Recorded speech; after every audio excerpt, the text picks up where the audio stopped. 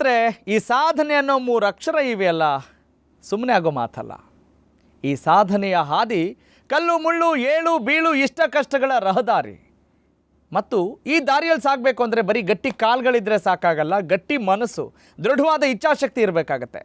ಅಂತಹ ಸಾಧನೆಯ ಕನಸುಳ್ಳ ಕಂಗಳಿಗೆ ಸ್ಫೂರ್ತಿಯ ಸೆಲೆ ಮತ್ತು ಬಲ, ಅದುವೇ ನಿಮ್ಮ TV5 ಅರ್ಪಿಸುವ ನಮ್ಮ ಬಾಹುಬಲಿ. ನಾನು ನಿಮ್ಮ ರಾಘವ ಸೂರ್ಯ.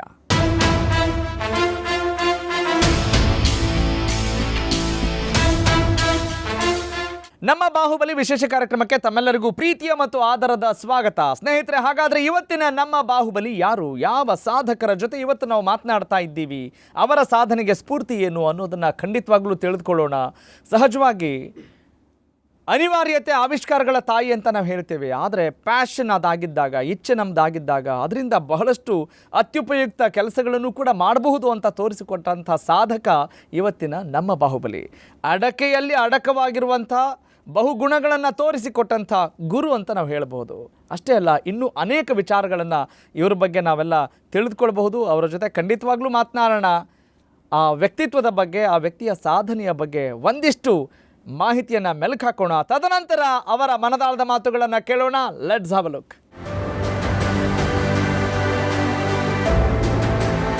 ಅಡಕೆ, ಗಾಜು, ಬ್ಯಾಟರಿ, ನೀರು ಶುದ್ಧೀಕರಣ ಒಂದಕ್ಕೊಂದು ಸಂಬಂಧ ಇಲ್ಲದಿದ್ರೂ ತಾಂಬೂಲವಾಗಿ ತಿನ್ನಲು ಬಳಸುವ ಅಡಕೆಯನ್ನ ಬಳಸಿ ಹೊಸ ರೀತಿಯ ಉತ್ಪನ್ನಗಳನ್ನು ಅಭಿವೃದ್ಧಿಪಡಿಸಲಾಗಿದೆ. ಇದು ಅಚ್ಚರಿಯಾದ್ರೂ ನಿಜ. ಅಡಕೆ ತಾಂಬೂಲವಾಗಿ ತಿನ್ನಲು ಬಿಟ್ಟರೆ ಮತ್ಯಾವುದಕ್ಕೂ ಬಳಕೆಯಾಗುವುದಿಲ್ಲ ಎಂಬ ಅಪವಾದವನ್ನ ಸುಳ್ಳು ಮಾಡುವಂತೆ ಅಡಕೆಯಿಂದ ಗಾಜು, ಬ್ಯಾಟರಿ, ನೀರು ಶುದ್ಧೀಕಾರಕ ತಯಾರು ಮಾಡಬಹುದು ಎಂಬುದನ್ನ ತೋರಿಸಿಕೊಟ್ಟಿರುವಂತಹ ಸಂಶೋಧಕರಿವರು. ಬೆಂಗಳೂರು BMS ಇಂಜಿನಿಯರಿಂಗ್ ಕಾಲೇಜ್ನ nano materials and displays BSN ಕೇಂದ್ರದ ಮುಖ್ಯಸ್ಥರಾಗಿರೋ ಶ್ರೀಯುತರು ಅಡಕೆಯನ್ನ ನ್ಯಾನೋ ಪಾರ್ಟಿಕಲ್ ಆಗಿ ಪರಿವರ್ತಿಸಿ ಗಾಜು, ಮುರಿಯದ ಪೈಪ್, ಬ್ಯಾಟರಿ, ನೀರು ಶುದ್ಧೀಕಾರಕ ಪರಿಕರ ಅಭಿವೃದ್ಧಿಪಡಿಸಿ ಅಚ್ಚರಿ ಮೂಡಿಸಿದ್ದಾರೆ.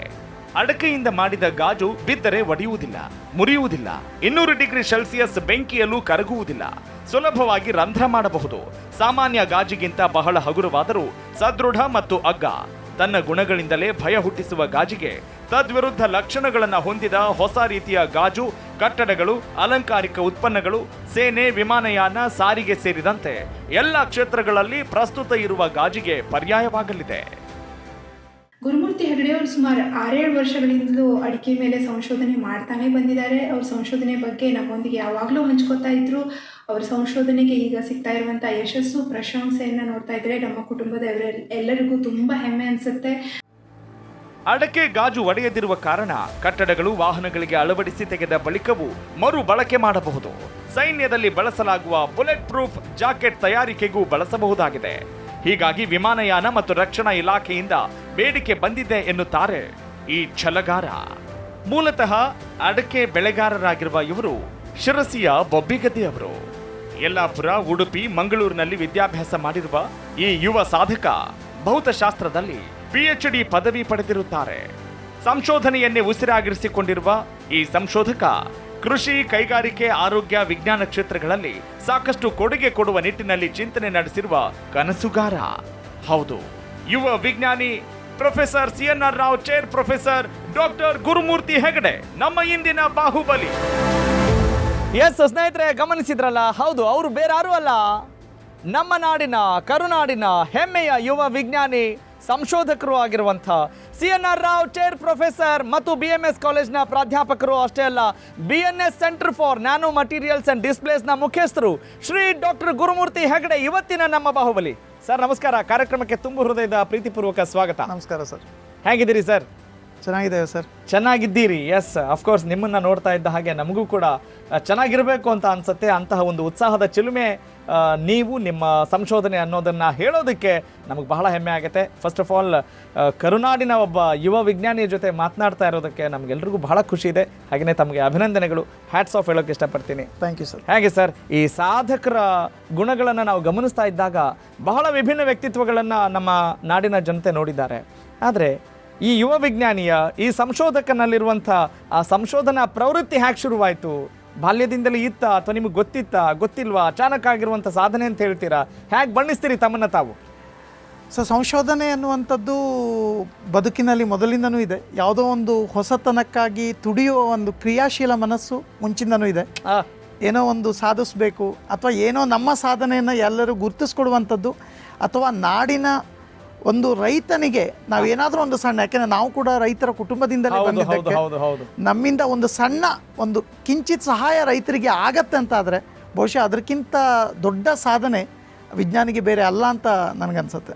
ಸರ್ ನಿಜ, ಬಹಳಷ್ಟು ಸಾಧಕರನ್ನ ಗಮನಿಸಿದಾಗ ನಾವು ಪಟ್ಟಂಥ ಕಷ್ಟ ಇದೆಯಲ್ಲ ಅದು ಯಾರಿಗೂ ಬೇಡ, ಈ ಕಷ್ಟ ಬೇರೆ ಯಾರಿಗೂ ಬೇಡ ಅನ್ನುವ ಮಾತುಗಳನ್ನು ಕೇಳ್ತಾ ಇದ್ದೇವೆ. ನಿಮ್ಮ ಜೀವನ ಶೈಲಿಯನ್ನು ಗಮನಿಸಿದಾಗ ಅಥವಾ ನಿಮ್ಮ ಜೀವನದ ಬಾಲ್ಯದ ದಿನಗಳನ್ನು ನೋಡಿದಾಗ ತುಂಬ ಕಷ್ಟ ಇತ್ತು ಅಂತನಾ ಅಥವಾ ನಿಮ್ಮ ಇಷ್ಟದ ಕೆಲಸದಲ್ಲಿ ಫೋಕಸ್ಡ್ ಆಗಿದ್ದೆ ಅಂತ ಹೇಳ್ತೀರಾ? ಸರ್, ಕಷ್ಟ ಅನ್ನೋದಕ್ಕಿಂತ ಹೆಚ್ಚಾಗಿ ಮಾಡುವ ಎಲ್ಲ ಕೆಲಸಗಳನ್ನು ಇಷ್ಟವಾಗಿ ಮಾಡಿದ್ವಿ. ಹಾಗಾಗಿ ಕಷ್ಟ ಇಲ್ಲದೆ ಏನೂ ಸಿಗಲ್ಲ ಅಂತ ಪರಿಸರ ಇತ್ತು. ಆದರೂ ಕೂಡ ಪ್ರತಿಯೊಂದು ಕೆಲಸವನ್ನು ಇಷ್ಟಪಟ್ಟು ಮಾಡಿದ್ವಿ. ಅಂತ ಸ್ನೇಹಿತರ ಒಂದು ವಲಯ ಇತ್ತು, ಕುಟುಂಬದ ಪ್ರೋತ್ಸಾಹ ಕೂಡ ಇತ್ತು. ಯಾಕೆಂದರೆ ಯಾವತ್ತೂ ಕೂಡ ಕುಟುಂಬದವರು ನೀನು ಇದನ್ನೇ ಮಾಡು ಅದನ್ನೇ ಮಾಡು ಅಂತ ಯಾವತ್ತೂ ಕೂಡ ತಂದೆ ತಾಯಿಗಳು ಹೇಳಲೇ ಇಲ್ಲ. ಸದಾ ಯಾವ ಪ್ರೆಷರ್ಗಳು ಇರಲಿಲ್ಲ, ಯಾವ ಪ್ರೆಷರ್ ಅವ್ರು ಹಾಕಲಿಲ್ಲ. ಹಾಗಾಗಿ ಅವರು ಹಾಗಿರೋದ್ರಿಂದನೇ ತುಂಬ ಕಲಿತೆ ಜೀವನದಿಂದ. ಯಾಕೆಂದರೆ ಸದಾ ಸರ್ವದ ಪ್ರೋತ್ಸಾಹವನ್ನು ಅವ್ರು ಮಾಡಿದ್ರೆ ಹೊರತು ನೀನು ಇದನ್ನೇ ಆಗಬೇಕು, ಇದನ್ನು ಆಗದೆ ಇಲ್ಲ ಮಾರ್ಕ್ಸ್ ತರಬೇಕು ಇಂಥ ಯಾವ ಪ್ರೆಷರ್ಗಳನ್ನು ಹಾಕದೇ ಇರೋದ್ರಿಂದ ಬಹುಶಃ ನಾನು ತುಂಬ ಕಲಿತೆ ಅದರಿಂದ ಅಂತ ಅನ್ಸುತ್ತೆ. ಇಲ್ಲ, ಬಹಳ ಇಂಪಾರ್ಟೆಂಟ್ ವಿಚಾರ ಇದು. ಯಾಕಂತ ಹೇಳಿದ್ರೆ ಇವತ್ತಿನ ಪೋಷಕರಿಗೆ ಮಕ್ಕಳು ಹೀಗೆ ಆಗಬೇಕು ಅನ್ನೋ ಒತ್ತಡ ಹೇರುವಂಥವ್ರು ನಾವು ನೋಡ್ತಾ ಇರ್ತೀವಿ. ಇಂಥ ಶಾಲೆಯಲ್ಲೇ ಕಲಿಬೇಕು ಅಂತ ಪಟ್ಟು ಹಿಡಿಯೋದನ್ನು ನೋಡ್ತಾ ಇರ್ತೀವಿ. ನಾನು ಸಾಧಿಸೋಕ್ಕಾಗಿಲ್ಲ, ನಮ್ಮ ಮಗ ಇದನ್ನಾದರೂ ಸಾಧಿಸಲಿ ಅಂತ ಒತ್ತಡವನ್ನು ಹೇರೋದನ್ನು ನೋಡ್ತಾ ಇರ್ತೀವಿ. ಆದರೆ ನಿಮ್ಮ ಮಾತುಗಳು ಇಲ್ಲಿ ಬಹಳ ಉಪಯುಕ್ತ ಅಂತ ನಾನು ಭಾವಿಸ್ತೇನೆ. ಎಸ್ ಸರ್, ಈಗ ಬಹಳ ಆಶ್ಚರ್ಯ ಆಗೋದು, ಅಡಿಕೆ ಅಂತ ಹೇಳಿದ ತಕ್ಷಣ ನಮಗೆ ತಾಂಬೂಲ ನೆನಪಾಗುತ್ತೆ ಬಿಟ್ಟರೆ ಬೇರೆ ಏನು ನೆನಪಾಗಲಿಕ್ಕೆ ಸಾಧ್ಯವಾಗೋದಿಲ್ಲ ತಕ್ಕ ಮಟ್ಟಿಗೆ. ಅಥವಾ ಅದರ ಅಪ್ಲಿಕೇಶನ್ಸ್ಗಳನ್ನ ನೋಡ್ತಾ ಹೋದರೆ ತುಂಬ ವಿಶಾಲವಾಗಿ ಯೋಚನೆ ಮಾಡೋದನ್ನು ನಾವು ನೋಡಲ್ಲ. ಆದರೆ ಈ ಗಾಜಿಗೂ ಅಡಿಕೆಗೂ ಎತ್ತಣ ಸಂಬಂಧ ಅಂತ ಅನಿಸುತ್ತಲ್ವಾ?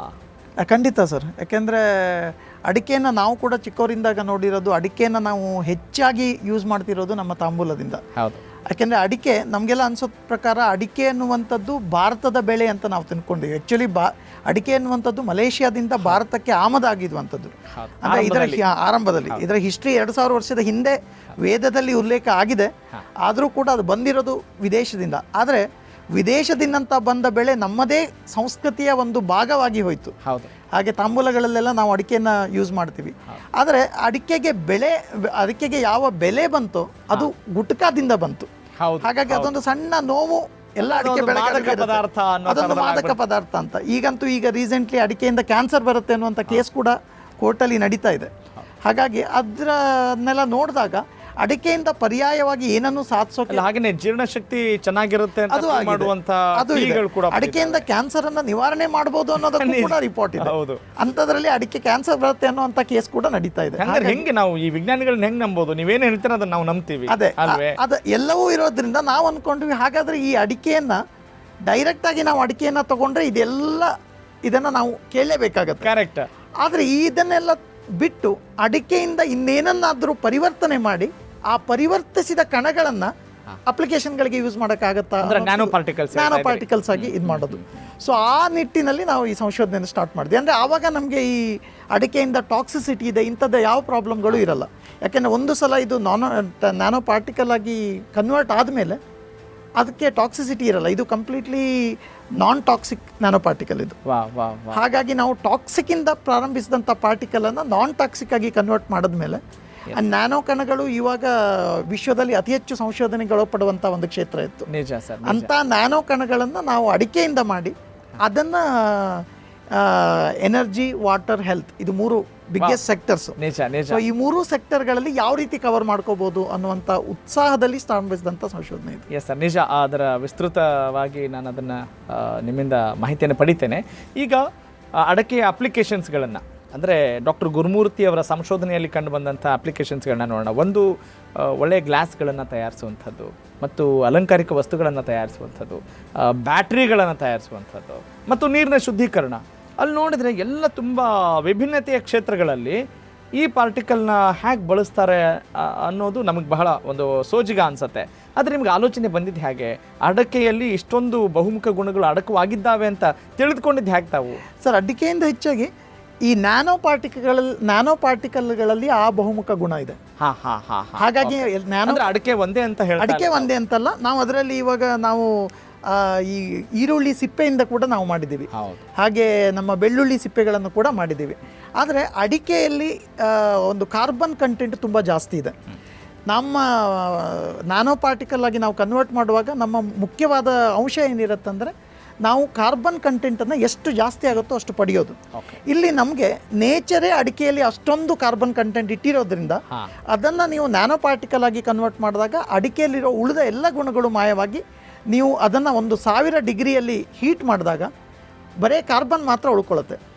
ಉಳಿದೆಲ್ಲ ವಸ್ತುಗಳನ್ನು ನಾವು ಇಲ್ಲಿವರೆಗೆ ಏನು ಸಂಶೋಧನೆ ಮಾಡಿದ್ದೇವೆ ಅದರಲ್ಲಿ ಅಡಿಕೆಯಲ್ಲಿ ಮಾಡಿದಂಥ ನ್ಯಾನೋ ಪಾರ್ಟಿಕಲ್ 98ರಿಂದ 99% ಕಾರ್ಬನ್ ಸಿಗುತ್ತೆ.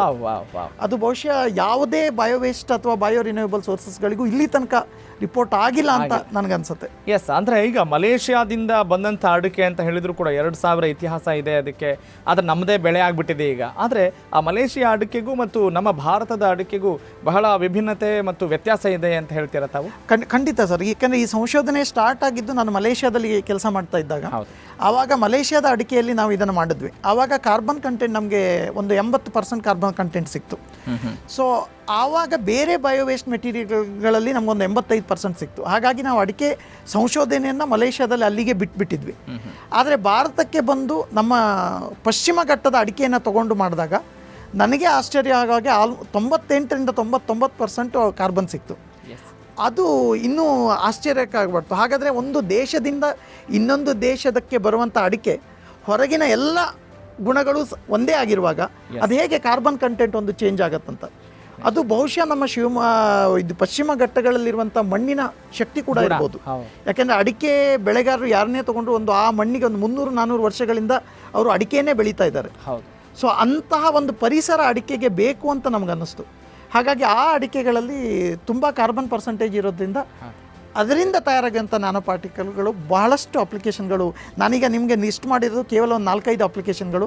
ಬಟ್ ಮುಂದಿನ ದಿನಗಳಲ್ಲಿ ಇದರಲ್ಲಿ ಸಂಶೋಧನೆಯನ್ನು ಕೈಗೊಂಡ್ರೆ ಖಂಡಿತವಾಗಿಯೂ ಬಹಳಷ್ಟು ಅಪ್ಲಿಕೇಶನ್ಗಳನ್ನು ನಾವು ಅಡಿಕೆಯ ನ್ಯಾನೋ ಪಾರ್ಟಿಕಲಲ್ಲಿ ಮಾಡ್ಬೋದು. ಎಸ್, ನಿಜ. ಹಾಗೆಯೇ ಸ್ನೇಹಿತರೆ, ಮುಂದಿನ ಹಂತದಲ್ಲಿ ನಾವು ಖಂಡಿತವಾಗ್ಲೂ ಗಮನಿಸೋಣ ಅಡಿಕೆಯಿಂದ ಏನೆಲ್ಲ ತಯಾರಿಸಿದ್ದಾರೆ, ಅದರಲ್ಲೂ ನ್ಯಾನೋ ಪಾರ್ಟಿಕಲ್ಸ್ಗಳಿಂದ. ಅಂದರೆ ಆ ಗ್ಲಾಸ್ ಇರಬಹುದು, ಬ್ಯಾಟ್ರಿ ಇರಬಹುದು, ಮತ್ತು ನೀರಿನ ಶುದ್ಧೀಕರಣ ಹೇಗೆ ಮಾಡ್ಬೋದು ಅನ್ನೋದ್ರ ಬಗ್ಗೆ ಮುಂದಿನ ಹಂತದಲ್ಲಿ ಖಂಡಿತವಾಗ್ಲೂ ತಿಳಿಸ್ಕೊಡ್ತಾರೆ. ಮತ್ತು ವೇಗವರ್ಧಕಗಳನ್ನಾಗಿಯೂ ಕೂಡ ನಾವು ನೋಡಬಹುದು ಅಡಕೆಯ ನ್ಯಾನೋ ಪಾರ್ಟಿಕಲ್ಸ್ಗಳಿಂದ. ನ್ಯಾನೋ ಪಾರ್ಟಿಕಲ್ ಅಂದರೆ ತುಂಬ 10⁻⁹ ಅಂತ ಅಂದ್ಕೊಳ್ತೀನಿ. ಅದನ್ನು ಹೇಗೆ ವಿವರಿಸ್ತೀರಿ ನಮ್ಮ ವೀಕ್ಷಕರಿಗೆ ಹೇಳೋದಾದರೆ? ಹೇಗೆ ಸುಲಭವಾಗಿ ಅರ್ಥ ಮಾಡಿಸೋದು? ಸರ್, ಯಾವುದೇ ವಸ್ತುವನ್ನು ತಗೊಂಡು ನೀವು ಅದನ್ನು ಚಿಕ್ಕ ಪಾರ್ಟಿಕಲ್ಗಳನ್ನಾಗಿ ಮಾಡ್ತಾ ಹೋದಾಗ ಅದು ತನ್ನ ಪ್ರಾಪರ್ಟಿಗಳನ್ನು ಜಾಸ್ತಿ ಮಾಡ್ಕೊಳ್ಳುತ್ತಾ ಹೋಗುತ್ತೆ. ಈಗ ಒಂದು ತುಂಬ ಈಸಿಯಾಗಿ ಹೇಳ್ಬೇಕಂದ್ರೆ ನಾವು ಒಂದು 30 ವರ್ಷಗಳ ಹಿಂದೆ ನಾವು ಒಂದು ಕ್ಯಾಥೋಡ್ ರೇ ಟಿವಿಯನ್ನು ನೋಡ್ತಿದ್ವಿ, ತುಂಬ ದೊಡ್ಡ. ಹಾಗೆ ಸೈಜ್ ಡಿಕ್ರೀಸ್ ಆಗ್ತಾ ಹೋದಾಗ ಅದರ ಅಪ್ಲಿಕೇಶನ್ ಕೂಡ ಜಾಸ್ತಿ ಆಗೋಯ್ತು. ಈಗ ನ್ಯಾನೋ ಕಣಗಳು ಕೂಡ ಹಾಗೆ ದೊಡ್ಡ ಕಣಗಳಿಂದ ನೀವು ಪರಿವರ್ತನೆ ಹೋದಾಗ ನ್ಯಾನೋ ಕಣಗಳು ಅದರ ಹೆಚ್ಚಿನ ಪ್ರಾಪರ್ಟಿಯನ್ನು ಕೊಡುತ್ತೆ. ಈಗ ಒಂದು ರೂಮನ್ನು ತಗೊಂಡ್ರೆ ನೀವು ಒಂದೇ ರೂಮ್ನಲ್ಲಿ ಒಂದು 10 ಆನೆಗಳನ್ನು ಇಡ್ಬೋದು. ಅದೇ ರೂಮ್ನಲ್ಲಿ ಒಂದು 50 ನಾಯಿಗಳನ್ನು ಕೂಡ ಇಡ್ಬೋದು. ಅದೇ ರೂಮ್ನಲ್ಲಿ ನೀವು ಲಕ್ಷಾಂತರ ಇರುವೆಗಳನ್ನು ಕೂಡ ಇಡ್ಬೋದು. ರೂಮ್ ಒಂದೇ ಇರುತ್ತೆ, ಏರಿಯಾ ಜಾಸ್ತಿ ಆಗ್ತಾ ಹೋಗುತ್ತೆ. ಈ ನ್ಯಾನೋ ಪಾರ್ಟಿಕಲ್ ಕೂಡ ಹಾಗೆ ಸರ್ಫೇಸ್ ಏರಿಯಾ ಜಾಸ್ತಿ ಆಗ್ತಾ ಹೋದಾಗೆ ನ್ಯಾನೋ ಪಾರ್ಟಿಕಲ್ ಪ್ರಾಪರ್ಟಿಗಳು ಕೂಡ ಜಾಸ್ತಿ ಆಗ್ತಾ ಹೋಗುತ್ತೆ. ನೀವು ಮೂಲತಃ ಸಿರ್ಸಿಯವರಾದರೂ ಕೂಡ ಸಿದ್ದಾಪುರದಲ್ಲಿ ಜನಿಸ್ತೀರಿ, ತದನಂತರದಲ್ಲಿ ಕನ್ನಡ ಮೀಡಿಯಂನಲ್ಲೇ ಓದ್ತೀರಿ, ಆಮೇಲೆ ನೀವು CET ಎಕ್ಸಾಮ್ನ ತೆಗೆದುಕೊಳ್ತೀರಿ, ಒಳ್ಳೆ ರ್ಯಾಂಕ್ ಕೂಡ ಬರುತ್ತೆ. ಆದರೆ ನೀವು ಆ ಕಡೆ ಮುಖ ಮಾಡಲ್ಲ. What is the reason behind it? Sir, ಮುಂಚಿಂದನೂ ಒಂದು ಟೀಚಿಂಗ್ ಕಡೆ ಹೋಗಬೇಕು ಅನ್ನುವಂಥ ಆಸಕ್ತಿ ಇತ್ತು. ಮಕ್ಕಳಿಗೆ ಕಲಿಸೋದು ಒಂದು ಹವ್ಯಾಸ ಕೂಡ. ಅದಕ್ಕೆ ಕಾರಣ ಏನು? ಅದಕ್ಕೆ ಅಂದರೆ ಏನೋ ನನ್ನ ಗುರುಗಳು ನನಗೆ ಕಲಿಸಿದಂಥ ಗುರುಗಳು ಮಾಡಿದ ಪ್ರೋತ್ಸಾಹ ಕೂಡ ಇರ್ಬೋದು. ಯಾಕೆಂದರೆ ಅವರು ನನಗೆ ಕಲಿಸಿದಂಥ ಬಹಳಷ್ಟು ಗುರುಗಳು ಕೇವಲ ಸಬ್ಜೆಕ್ಟನ್ನು ಮಾತ್ರ ಕಲಿಸಲಿಲ್ಲ, ಅದ್ರ ಜೊತೆ ಜೀವನವನ್ನು ಕೂಡ ಕಲಿಸಿದ್ರು. ಬಹುಶಃ ಅವರು ನಮ್ಮ ಮೇಲೆ ಮಾಡಿದಂಥ ಆ ಪ್ರಭಾವ ನಾವು ಕಲಿಸುವಂಥ ಮುಂದಿನ ಪೀಳಿಗೆಯ ಮೇಲೆ ಮಾಡಿದ್ರೆ ಬಹುಶಃ ಅದು ಭಾಳ ಸಂತೋಷ ಕೊಡುವಂಥ ವಿಚಾರ ಅಂತ ಅನಿಸಿ ಆ ಟೀಚಿಂಗ್ ಕಡೆ ಹೋದೆ. ಆದರೆ ಅದೇ ಸಂದರ್ಭದಲ್ಲಿ ಸ್ನಾತಕೋತ್ತರ ಪದವಿ ಮಂಗಳೂರಲ್ಲಿ ಮಾಡ್ತಿರುವಾಗ ನಮ್ಮ ಸ್ನಾತಕೋತ್ತರ ಪದವಿ ಕಾಲೇಜ್ನಲ್ಲಿ ಅಲ್ಲ, ಮಂಗಳೂರಿನಲ್ಲಿ ಮೆಟೀರಿಯಲ್ ಸೈನ್ಸ್ ಡಿಪಾರ್ಟ್ಮೆಂಟಲ್ಲಿ ನಾನು ಉಡುಪಿಯಲ್ಲಿ ಪೂರ್ಣ BSc ಮಾಡಿದ್ವಿ. ಅಲ್ಲಿಂದ ನಾನು ಸ್ನಾತಕೋತ್ತರ ಪದವಿಗೆ ಹೋದಾಗ ಅಲ್ಲಿ ಮೆಟೀರಿಯಲ್ ಸೈನ್ಸ್ ವಿಭಾಗದಲ್ಲಿ ಪ್ರೊಫೆಸರ್ ಜಯಗೋಪಾಲ್ ಉಚ್ಚಿಲ್ ಅಂತ ಇದ್ರು. ಅವರು ಬಹುಶಃ ಬಹಳಷ್ಟು ಪ್ರಭಾವವನ್ನು ಜೀವನದಲ್ಲಿ ಬೀರಿದ್ರು. ಯಾಕೆಂದರೆ ಅವರು ಪ್ರತಿಯೊಂದನ್ನು ಕೂಡ ಹೀಗೆ ಆಗಬೇಕು ಅಂತಲೇ ಇದು ಮಾಡ್ತಿದ್ರು. ನಾನು ಟೀಚಿಂಗಿಗೆ ಹೋಗ್ತೇನೆ ಅಂತ ಹೇಳಿದಾಗ ಫಸ್ಟು ಅದನ್ನು ಬೇಡ ಅಂತ ಹೇಳಿದ್ರು ಅವರು. ಯಾಕೆಂದರೆ ನೀವೆಲ್ಲ ಸಂಶೋಧನೆ ಮಾಡಬೇಕು, ಟೀಚಿಂಗ್ ಆಮೇಲೆ ಕೂಡ ಸಿಗುತ್ತೆ, ನೀವು PhD ಮಾಡಿದ ಮೇಲೆ ಕೂಡ ಟೀಚಿಂಗಿಗೆ ಹೋಗ್ಬೋದು. ಬಟ್ ಇವಾಗ ಹೋಗಿರ್ತೀರಿ ಆ ಟೈಮಲ್ಲಿ ಹೌದು, ಒಂದು ಸಂದರ್ಶನಕ್ಕೆ ಹೋಗಿರ್ತೀನಿ. ಆವಾಗ ಅವ್ರು ಹೇಳಿದ್ರು, ಇಲ್ಲ ನೀವು ಸಂಶೋಧಕರನ್ನು ಫಸ್ಟ್ ಆಗಬೇಕು, ಆಮೇಲೆ ಬೇಕಾದರೆ ನೀವು ಟೀಚಿಂಗಿಗೆ ಬರ್ಬೋದು, ಫಸ್ಟು ನೀವು ಸಂಶೋಧನೆ ಕಡೆ ಹೋಗಿ, ಯಾಕೆಂದರೆ ನಿಮ್ಮ ಮನಸ್ಸು ಸಂಶೋಧನೆಯ ಕಡೆಗಿದೆ ಅಂತ ಅವರು ಆಗಲೇ ಅರ್ಥ ಮಾಡಿಕೊಂಡು ನಮ್ಮನ್ನು ಅಲ್ಲಿ ಹೋಗೋಕ್ಕೆ ಒಂದು ಪ್ರೋತ್ಸಾಹವನ್ನು ಕೊಡಿದ್ರು. ಅಷ್ಟೇ ಅಲ್ಲ, ಅದೊಂದು ಆಗ್ರಹ ಕೂಡ ಆಗಿತ್ತು, ನೀವು ಅಲ್ಲಿಗೇ ಹೋಗಬೇಕು ಸಂಶೋಧನೆಗೆ ಅಂತ. ಅದು ಬಹುಶಃ ಈ ಕಡೆ ನನ್ನ ರೂಟನ್ನು ಚೇಂಜ್ ಮಾಡ್ತು ಅಂತ ಅನ್ಸುತ್ತೆ. ಅಂದರೆ ನೀವು ಬೈಕೊಳ್ಳಿಲ್ಲ ಆಗ? ಇಲ್ಲ, ಖಂಡಿತ ಬೈಕೊಳ್ಳಿ. ಯಾಕೆಂದರೆ ಅವರು ಏನೋ ಹೇಳಿದ್ದಾರೆ ಅಂದರೆ ಅದು ಬಹುಶಃ ನಮ್ಮ ಒಳ್ಳೆಯದಕ್ಕೆ ಹೇಳಿರ್ಬೋದು ಅಂತ ಅನ್ನಿಸ್ತು. ಯಾಕೆಂದರೆ ಎಲ್ಲ ಹುಡುಗರ ಮಧ್ಯೆ ಒಂದು ಹುಡುಗರನ್ನು ಅಥವಾ ಎರಡು ಹುಡುಗರನ್ನ ಪಿಕ್ ಮಾಡಿ ಹೇಳ್ತಾರಂದರೆ ಬಹುಶಃ ಏನೋ ಒಂದು ಗುಣ ನಮ್ಮಲ್ಲಿ ನೋಡಿರಬೇಕು ಅಂತ ಅನ್ನಿಸ್ತು. ಅಂದರೆ ಯು ಆರ್ ವೆರಿ ಫಾರ್ಚುನ್ ಅಂತ. I am really fortunate to have him as my guide. Okay, yes. ಹಾಗೆಯೇ ನೀವು ಯಲ್ಲಾಪುರದಲ್ಲಿ ಓದ್ತೀರಿ, ಆಮೇಲೆ 10th ಕನ್ನಡ ಮೀಡಿಯಂ ಓದಿದ್ದೀನಿ. ತದನಂತರದಲ್ಲಿ ಹೇಗೆ ಏನು ಅನ್ನೋ ಒಂದು ಅಳುಕೇನಾದರೂ ಇತ್ತಾ ಆ ಟೈಮಲ್ಲಿ? ನನ್ನ ಜೊತೆಗೆ ಎಲ್ಲರೂ ಕನ್ನಡ ಮೀಡಿಯಂದವರು ಆಗಿರೋದ್ರಿಂದ ಆಳಕ್ಕೂ ಹಾಗೆ ಎಲ್ಲರೂ ಒಂದೇ ಇರೋದ್ರಿಂದ ನಡೆದೋಯ್ತು. ಇನ್ನೇನೋ ಎಲ್ಲರೂ, ಯಾಕಂದ್ರೆ ಅದು ಕೂಡ ನಮ್ಮ ಇವತ್ತಿನ ವಿದ್ಯಾರ್ಥಿಗಳಿಗೆ ಕಾಡುವಂತ ಪ್ರಶ್ನೆ, ಅದಕ್ಕೋಸ್ಕರ ಕೇಳಿದೆ. ಯಾಕಂದ್ರೆ ಎಲ್ಲರೂ ಇಂಗ್ಲೀಷ್ನವ್ರು ಕುತ್ಕೊಂಡಾಗ ಬಹುಶಃ ಅಳಕು ಬರ್ತಿತ್ತೇನೋ. ಎಲ್ಲರೂ ಕನ್ನಡ ಮೀಡಿಯಂನವರೇ ಹೋಗಿರುವಾಗ ಯಾವ ಅಳಕು ಇರಲಿಲ್ಲ. ಎಲ್ಲರ ಜೊತೆಗೆ ನಾವು ಕಲ್ತ್ಕೊಂಡು ಹೋಗ್ಬಿಟ್ವಿ. ಎಸ್. ಹಾಗೆಯೇ ಅಂದರೆ ನಿಮಗೆ ಟೀಚಿಂಗ್ ಫೀಲ್ಡ್ ತುಂಬ ಅಟ್ರಾಕ್ಟ್ ಮಾಡ್ತು. ಹೌದು. ಹಾಗೆಯೇ ಇಂಜಿನಿಯರಿಂಗ್ ಅಥವಾ ಡಾಕ್ಟರ್ ಆಗಬೇಕು ಅನ್ನುವ ಯಾವುದೇ ಒಂದು ಕನಸಿರಲಿಲ್ಲ. CETಯಲ್ಲಿ ಚೆನ್ನಾಗಿ ಮಾಡಿದರೂ ಕೂಡ ನೀವು ನಿಮ್ಮ ಇಚ್ಛೆಯನ್ನು ಪೂರೈಸಿದ್ದೀರಿ. ಆಗ ಮನೆಯಲ್ಲಿ ಆಗಲೂ ಕೂಡ ಪ್ರೆಷರ್ ಇರಲಿಲ್ವಾ? ಇಲ್ಲ, ಯಾವ ಪ್ರೆಷರ್ ಇಲ್ಲ. ತಂದೆ ಆಗಲಿ ಕೆಲಸ ಮಾಡಬೇಕು ಬೇಗ ಅಂತಲೂ ಇಲ್ಲ. ಯಾವ ತಂದೆಯವರಾಗಲಿ ತಾಯಿಯವರಾಗಲಿ ನಿನಗೆ ಏನು ಇಷ್ಟ ಅನ್ಸುತ್ತೋ ಅದು ಕಲಿ ಅಂತ ಹೇಳಿದ್ರು. ಹಾಗೆ ಡಿಗ್ರಿಯಲ್ಲಿ ನಾನು ಒಬ್ಬ ವಿಜ್ಞಾನದ ವಿದ್ಯಾರ್ಥಿಯಾಗಿ ಡಿಗ್ರಿಗಳಲ್ಲಿ ನಾನು ಬಹಳಷ್ಟು ಸಮಯವನ್ನು ಕನ್ನಡ ಭಾಷಣಗಳಲ್ಲಿ, ಡಿಬೇಟ್ಗಳಲ್ಲಿ, ಆಶುಭಾಷಣ ಸ್ಪರ್ಧೆಗಳಲ್ಲಿ ಬಹಳಷ್ಟು ಸಲ ಹೋಗ್ತಿದ್ದೆ. ಒಬ್ಬ ಸ್ನೇಹಿತ ಅಶ್ವಥ್ ಭಾರದ್ವಾಜ್ ಅಂತ ಕನ್ನಡ ಉಪನ್ಯಾಸಕರು ಈಗ ಉಡುಪಿಯಲ್ಲಿ, ಅವ್ರ ಜೊತೆ ಸೇರಿಕೊಂಡು ನಾವು ಮಂಗಳೂರಿನ ವಿಶ್ವವಿದ್ಯಾಲಯದ ಬಹಳಷ್ಟು ಕಾಲೇಜ್ಗಳಲ್ಲಿ ನಾವು ಪ್ರಶಸ್ತಿಯನ್ನು ಪಡ್ಕೊಂಡ್ವಿ. ಓಕೆ, ಅಶ್ವಥ್ ಭಾರದ್ವಾಜ್ ಅವರು ಕೂಡ ನಿಮ್ಮ ಬಗ್ಗೆ ಮಾತನಾಡಿದ್ದಾರೆ. ಎಸ್, ಏನು ಹೇಳಿದ್ದಾರೆ ಬನ್ನಿ ಕೇಳೋಣ. ಗುರುಮೂರ್ತಿ ಹೆಗಡೆ ಒಬ್ಬ ಗ್ರಾಮೀಣ ಪರಿಸರದ ಅದ್ಭುತ ಬಹುಮುಖ ಪ್ರತಿಭೆ. ಸಾಂಸ್ಕೃತಿಕವಾಗಿ, ಸಾಹಿತ್ಯಿಕವಾಗಿ ತನ್ನನ್ನು ಎಳವೆಯಿಂದ ತೊಡಗಿಸಿಕೊಂಡಂತಹ ಗುರುಮೂರ್ತಿ ಹೆಗಡೆ ಇತ್ತೀಚೆಗೆ ವೈಜ್ಞಾನಿಕವಾದಂತಹ ಸಂಶೋಧನೆಯ ಜೊತೆಯಲ್ಲಿ ಗ್ರಾಮೀಣ ಪರಿಸರದ ಪ್ರಾಕೃತಿಕವಾದಂತಹ ಒಂದು ಬೆಳೆಗೆ ಅದ್ಭುತವಾದಂತಹ ಒಂದು ವ್ಯಾಖ್ಯಾನವನ್ನು ಕೊಟ್ಟಿದ್ದಾನೆ. ಆ ಮೂಲಕ ವೈಜ್ಞಾನಿಕವಾದಂತಹ ಮನೋಧರ್ಮವನ್ನ ಮತ್ತು ಈ ಯುವ ಮನಸ್ಸುಗಳಿಗೆ ಒಂದು ನಿಜಕ್ಕೂ ಕೂಡ ಅದ್ಭುತವಾದಂತಹ ಒಂದು ಪ್ರೋತ್ಸಾಹದ ಶಕ್ತಿಯನ್ನು ಕೊಟ್ಟಿದ್ದಾನೆ. ತಾನು ಹೇಗೆ ಬದುಕುತ್ತಾ ಪರಿಸರವನ್ನು ಕೂಡ ಬದುಕು ಕೊಡಬೇಕು ಎನ್ನುವಂತಹ ನೆಲೆಯಲ್ಲಿ ಹೊಂದಿರುವಂತಹ ಈ ವ್ಯಕ್ತಿತ್ವ ಅಪರೂಪದ್ದು, ಅಪೂರ್ವವಾದದ್ದು. ಅದು ಗುರುಮೂರ್ತಿ ಹೆಗಡೆ ಅವರದ್ದು. ಎಸ್, ಅಶ್ವಥ್ ಭಾರದ್ವಾಜ್ ಅವರ ಮಾತುಗಳನ್ನು ಗಮನಿಸಿದಾಗ ಬಹಳ ಖುಷಿ ಆಗುತ್ತೆ ನೋಡುಗರಿಗೆ. ಹಾಗೆಯೇ ಕೃಷ್ಣ ಮಠದಲ್ಲಿ ತಾವು ಒಂದು 2000 ಭಕ್ತರಿಗೆ ನೀವು ಪ್ರತಿನಿತ್ಯ ಊಟ ಬಡಿಸ್ತಾ ಇರ್ತೀರಿ, ಪ್ರಸಾದ ಬಡಿಸ್ತಾ ಇರ್ತೀರಿ. ಯಾಕಾಗಿ ಬಂತು ಅದು? ಯಾಕೆ ಆ ಭಾವನೆ ಇತ್ತು? ಸೊ ನಾವಲ್ಲಿ ಊಟಕ್ಕೆ ಹೋಗುವಾಗ ನಾವಲ್ಲಿ ಕೃಷ್ಣ ಮಠದಲ್ಲಿ ಎಲ್ಲ ಹುಡುಗರಿಗೂ ಕೂಡ ವಿದ್ಯಾರ್ಥಿಗಳಿಗೆ ಊಟ ಹಾಕ್ತಾರೆ. ಬದಲಾಗಿ ಏನನ್ನೂ ತೊಗೊಳ್ಳೋದಿಲ್ಲ ಕೃಷ್ಣ ಮಠದಲ್ಲಿ. ಸೊ ನಮಗೆ ನಾವೆಲ್ಲ ಒಂದು 8-10 ಜನ ಸಿರಿಸಿ ಯಲ್ಲಾಪುರಗಳ ಕಡೆಯಿಂದ ಹೋದವರಿದ್ವಿ. ಸೊ ನಮಗೆ ಅನ್ನಿಸ್ತು ಹೀಗೆ ದಿನ ಊಟ ಮಾಡೋಕ್ಕಿಂತ ಮುಂಚೆ ಒಂದು 2000 ಜನರಿಗೆ ಬಡಿಸಿ ಅವ್ರದ ಮುಖದ ಸಂತೋಷವನ್ನು ನೋಡಿ ಆಮೇಲೆ ನಾವು ಊಟ ಮಾಡಿ ಬರೋಣ ಅನ್ನುವಂಥ ಖುಷಿಯಲ್ಲಿ ಪ್ರತಿದಿನ ತಪ್ಪದೇ ಒಂದು 2000 ಜನರಿಗೆ ಬಡಿಸಿ ರಾತ್ರಿ ನಾವು ಊಟ ಮಾಡಿ ಬರ್ತಿದ್ವಿ. ಸಂಶೋಧನೆ ಅಂತ ಬಂದಾಗ ತುಂಬ ಫೋಕಸ್ಡ್ ಆಗಿರಬೇಕಾಗತ್ತೆ. ಈ ಕಲೆ, ಸಾಹಿತ್ಯ, ಅಂಕಣ ಅಂತ ಬಂದರೆ ಅಲ್ಲಿ ನಿಮಗೆ ಡೈವರ್ಷನ್ಸ್ಗಳು ಬರಲಿಲ್ವಾ? ಅಥವಾ ಇಂಥ ಒಂದೇನೋ ಸಂಶೋಧನೆ ಮಾಡಬೇಕು ಅಂತ ಹೇಳಿದ್ರೆ ಚಿಕ್ಕಂದಿನಲ್ಲೇ ಒಂದು ವಿಚಾರದ ಬಗ್ಗೆ ಫೋಕಸ್ಡ್ ಆಗಿರ್ತಾರೆ ಅಂತ ಕೇಳಿದ್ದೀನಿ. ಅದು ವಿಚಾರದಲ್ಲಿ ಹೇಗಾಯಿತು? ಅದು ಸಂಶೋಧನೆ ಅಂದರೆ ನಾನೇನು ಮಾಡ್ತಿದ್ದೆ ಅಂದರೆ, ಒಂದು ಕೆಲಸದ ಮೇಲೆ ನನಗೆ ಫೋಕಸ್ ಆಗಿ ಬೋರ್ ಆಯ್ತಂದರೆ ಆ ಡೈವರ್ಟ್ ಮಾಡೋದಕ್ಕೋಸ್ಕರ ನಾನು ಈ ಕಲೆಯನ್ನು ತಗೋತಿದ್ದೆ. ಸೊ ನನಗೆ ವಿರಾಮ ಅಂದರೆ ಅಲ್ಲಿಂದ ತೆಗೆದು ನಾನಿಲ್ಲಿ ಕವನಗಳನ್ನಾಗಲಿ, ಸಂಕಲನ ಕಥೆಗಳನ್ನಾಗಲಿ, ಅದೇ ನಾನು ಫಾರಿನ್ನಲ್ಲಿ 50 ಪೋಯಮ್ಗಳನ್ನು ಕೂಡ ಬರೆದಿದ್ದೀರಿ. ಸಾಗರದ ಆಚೆಯ ಇಂಚರ ಬ್ಲಾಗ್ ಕೂಡ, ನೀವು ಬ್ಲಾಗಲ್ಲಿ ಕೂಡ ಸಿಕ್ಕಾಪಟ್ಟೆ ಬರಿತಾ ಇರ್ತೀರಿ ಕನ್ನಡದ ಬಗ್ಗೆ. ಸೊ ಅಲ್ಲಿ ನಾವು ಫಾರಿನ್ನಲ್ಲಿ ಕೆಲಸ ಮಾಡ್ತಾ ಇದ್ದಾಗ ಭಾಳಷ್ಟು ಸಮಯವನ್ನು ಈ ರೀತಿ ಸಂಶೋಧನೆಯಲ್ಲಿ ಮಧ್ಯದಲ್ಲಿ ಸಮಯ ಸಿಕ್ಕಾಗಲಿಲ್ಲ ಈ ರೀತಿ ಕನ್ನಡದ ಮೇಲಿನ ಪ್ರೀತಿಯಿಂದ ಕನ್ನಡದ ಬ್ಲಾಗ್ಗಳನ್ನು ಕೂಡ ಬರಿತಿದ್ವಿ. ಸೊ ಬಹುಶಃ ಅಲ್ಲಿ ಒಂದು 15-20 ನಿಮಿಷ ಕನ್ನಡ ಬರೆದು ಈ ಕಡೆ ಬರೋ ತನಕ ಮತ್ತೆ ಎನರ್ಜಿ ಸಿಕ್ತಿತ್ತು ಸಂಶೋಧನೆಗೆ. ಹಾಗಾಗಿ ಅಲ್ಲಿಂದ ಇಲ್ಲಿಗೆ ಅದು ಮ್ಯಾನೇಜ್ ಅಂದ್ರೆ ಆಗ್ತಾ ತುಂಬಾ ಟೈಮ್ ಮ್ಯಾನೇಜ್ಮೆಂಟ್ ಅಲ್ಲಿ ನೀವು ನಿಷ್ಣಾತರು ಅಂತ ಅನ್ಸುತ್ತೆ. ಅದು ಗೊತ್ತಿಲ್ಲ. ಅಲ್ಲ, ಯಾಕೆ ಅಂತ ಹೇಳಿದ್ರೆ ನಿಮ್ಮ ಎಜುಕೇಶನ್ ಮುಗಿತಾ ಇದ್ದ ಹಾಗೆ ಎಲ್ಲಿಯೂ ಕೂಡ ಖಾಲಿ ಕುಳಿತಿಲ್ಲ ತಾವು. ಇಲ್ಲ, ಖಂಡಿತ ಇಲ್ಲ. ಎಲ್ಲ PUC ಮುಗಿದ್ಮೇಲೆ ಡಿಗ್ರಿ ಮಾಡ್ಕೊಂಡ್ಮೇಲೆ ಮತ್ತೆ MSc ಮಾಡ್ಕೊಂಡ ತಕ್ಷಣನೇ ನೀವು PhD ಜಾಯ್ನ್ ಆಗ್ತೀರಿ. ಆ PhD ಅನುಭವದ ಬಗ್ಗೆ ಕೂಡ ನಾವು ಮಾತನಾಡಲೇಬೇಕು. PhD ಸೇರಬೇಕು ಅಂತ ಯಾರದಾದ್ರೂ ಪ್ರೇರೇಪಣೆ ಇತ್ತಾ, ಅಥವಾ ನಿಮ್ಮ ಉತ್ಸುಕತೆಯಿಂದ ಸೇರಿದ್ದ, ಅಥವಾ ಟ್ರೆಂಡ್ ಇತ್ತಾ? ಇಲ್ಲ, ಅದು ನಾನು ಮುಂಚೆನೇ ಹೇಳಿದಾಗೆ ಪ್ರೊಫೆಸರ್ ಜಯಗೋಪಾಲ್ ಉಚ್ಚಿಲ್ ಅವರು ನೀವು PhD ಮಾಡಲೇಬೇಕು ಅಂತ ಹೇಳಿ ಅವರೇ ಹೇಳಿ ಅವರು ಒಂದು ಎಂಟ್ರೆನ್ಸ್ ತೊಗೊಳ್ಳಿ, ನೀವು ಎಂಟ್ರೆನ್ಸ್ ಎಕ್ಸಾಮ್ ಅಂತ ಹೇಳಿದ್ರು. ಹಾಗಾಗಿ ಎಂಟ್ರೆನ್ಸ್ ಎಕ್ಸಾಮ್ ತೊಗೊಂಡ್ವಿ. ಅಲ್ಲಿ ಎಂಟ್ರೆನ್ಸ್ ಎಕ್ಸಾಮಲ್ಲಿ ಸಿಲೆಕ್ಟ್ ಆದ್ವಿ. ಅಲ್ಲಿ ಡಾಕ್ಟರ್ S ಕೃಷ್ಣ ಪ್ರಸಾದ್ ಅಂತ ಅವರು ಮೈಸೂರಿನವರು, ಅವರು ನನ್ನ ಮಾರ್ಗದರ್ಶಕ PhD ಮಾರ್ಗದರ್ಶಕರಾಗಿದ್ದರು. ಸೊ ಅವರ ಅಂಡರ್ನಲ್ಲಿ ಜಾಯ್ನ್ ಆದೆ. ಸೊ ಅವರು ನನಗೆ ಸಂಶೋಧನೆಯ ಜೊತೆಗೆ ಜೀವನದ ಭಾಳಷ್ಟು ಪಾಠವನ್ನು ಕಲಿಸಿದ್ದಾರೆ. ಯಾಕೆಂದರೆ ಸಂಶೋಧನೆಯನ್ನು ಯಾವ ರೀತಿ ಮಾಡಬೇಕು, ನಾವು ಹೇಗೆ ಇರಬೇಕು ಸಂಶೋಧಕರಾಗಿ ಅನ್ನೋದನ್ನು ತುಂಬ ಪ್ರಭಾವ ಮಾಡಿದ್ದಾರೆ. ಇವತ್ತಿಗೂ ಕೂಡ ನನಗೆ ಯಾವುದೇ ರೀತಿ ಸಂಶೋಧನೆಯಲ್ಲಿ ಹೆಲ್ಪ್ ಬೇಕಾದಾಗ ನಾನು ಅವರಿಗೆ ಕಾಲ್ ಮಾಡ್ತೀನಿ. ಅದೇ ಪ್ರೀತಿಯಿಂದ ಅದೇ ಗುರುಗಳಾಗಿ ಮಾರ್ಗದರ್ಶನವನ್ನು ಮಾಡ್ತಾರೆ. ಬಹುಶಃ ಸಂಶೋಧನೆಯಲ್ಲಿ ನನಗೆ ಅವರಷ್ಟು ಸಹಾಯ ಮಾಡಿದವರು ಇನ್ಯಾರೂ ಇಲ್ಲ ಅಂತ ಅನ್ಸುತ್ತೆ. ಅಂದರೆ ಈ ಒಂದು ಸುಂದರ ವ್ಯಕ್ತಿತ್ವ ನಿರ್ಮಾಣ ಆಗಬೇಕು ಅಂತ ಹೇಳಿದ್ರೆ ಸಮಾಜದ ಪಾತ್ರ ಮತ್ತು ಬಹಳ ನಿಮ್ಮ ಆತ್ಮೀಯರ ಹಿತೈಷಿಗಳ ಪಾತ್ರ ಇದೆ ಅನ್ನೋದನ್ನ ಬಹಳ ಸರಳವಾಗಿ ಹೇಳ್ತಾ ಇದ್ದಾರೆ. ನಿಮ್ಮಂಥವ್ರು ಬಹಳ ಸರಳ ಮತ್ತು ವಿರಳ, ವಿಜ್ಞಾನಿಗಳೇ ವಿರಳ, ಅದರಲ್ಲೂ ನೀವು ಸರಳತೆಯನ್ನು ನೋಡಿದಾಗ ಬಹಳಷ್ಟು ಜನರಿಗೆ ಇನ್ಸ್ಪೈರ್ ಮಾಡೇ ಮಾಡ್ತೀರಿ ಅನ್ನೋದು ನನ್ನ ಅನಿಸಿಕೆ. ಎಸ್, ಹಾಗೆಯೇ ಡಾಕ್ಟರ್ ಗುರುಮೂರ್ತಿ ಅವರ ಏನು ಬಹುಮುಖ ಪ್ರತಿಭೆಯನ್ನು ಗಮನಿಸಿದಾಗ ಬಹಳಷ್ಟು ಜನ ಇನ್ಸ್ಪೈರ್ ಆಗ್ತಾರೆ, ಅದರಲ್ಲಿ ಎರಡು ಮಾತಿಲ್ಲ.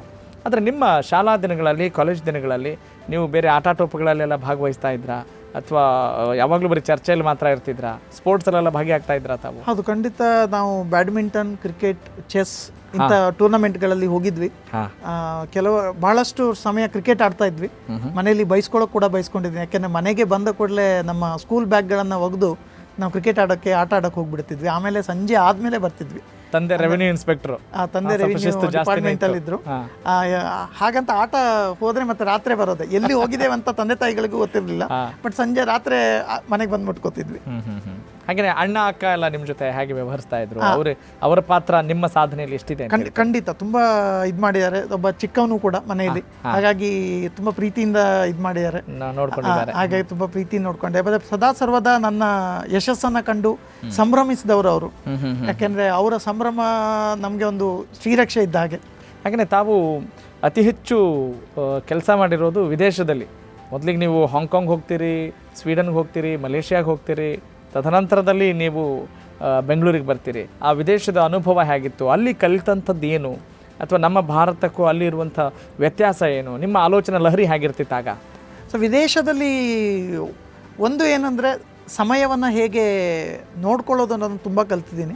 ಯಾಕೆಂದರೆ ಅವರು ಸಮಯವನ್ನು ವೇಸ್ಟ್ ಮಾಡ್ತಾ ಇರಲಿಲ್ಲ. ಅಂದರೆ ವರ್ಕ್ ಮಾಡೋ ಸಮಯಗಳು ಕಡಿಮೆ ಆದರೂ ಇರೋ ಸಮಯವನ್ನು ತುಂಬ ಚೆನ್ನಾಗಿ ಯೂಸ್ ಮಾಡ್ಕೋತಿದ್ರು. ನಾವು ಭಾರತದಲ್ಲಿ ಏನಾಗುತ್ತೆ ಅಂದರೆ ನಮಗೆ ರಾತ್ರಿ 10-11 ಗಂಟೆ ತನಕ ಕೆಲಸ ಮಾಡ್ಬೋದು ಅನ್ನುವಂಥ ಒಂದು ಕಾನ್ಸೆಪ್ಟಲ್ಲೇ ನಾವು ವರ್ಕ್ ಮಾಡ್ತಾ ಇರ್ತೀವಿ. ಅವರು ಬೆಳಿಗ್ಗೆ 9 ಗಂಟೆಗೆ ಬಂದರೆ ಸಂಜೆ 4:30-5 ಗಂಟೆಗೆ ಅವ್ರ ಮನೆಗೆ ಹೋಗ್ಬಿಡ್ತಾರೆ. ಸೊ ಅವರ ಕೆಲಸಗಳು 9ರಿಂದ 5 ಮಾತ್ರ. ಹಾಗಾಗಿ ನಮಗೂ ಕೂಡ 5 ಗಂಟೆಯಿಂದ ಜಾಸ್ತಿ ವರ್ಕ್ ಮಾಡೋಕೆ ಆಗ್ತಿರ್ಲಿಲ್ಲ. ಯಾಕೆಂದರೆ ಅವರು 5 ಗಂಟೆಗೆ ಕರೆಕ್ಟಾಗಿ ಮುಗಿಸಿ ಹೋಗಿ ಅಂತಾನೆ ಹೇಳ್ತಾರೆ. ಅಂದರೆ ಎಲ್ಲ ಕಡೆ ಹಾಗೆ ಅಂತ ಹೇಳ್ತೀರಾ ನೀವು? ಇಲ್ಲ, ಸ್ವೀಡನ್ ಮತ್ತು ಹಾಂಗ್ಕಾಂಗಲ್ಲಿ, ಹಾಂಗ್ಕಾಂಗ್ನಲ್ಲಿ ಚೈನೀಸ್ ಇದಿರೋದ್ರಿಂದ ಅವರು ರಾತ್ರಿ 12-1 ಗಂಟೆ ತನಕ ಕೆಲಸ.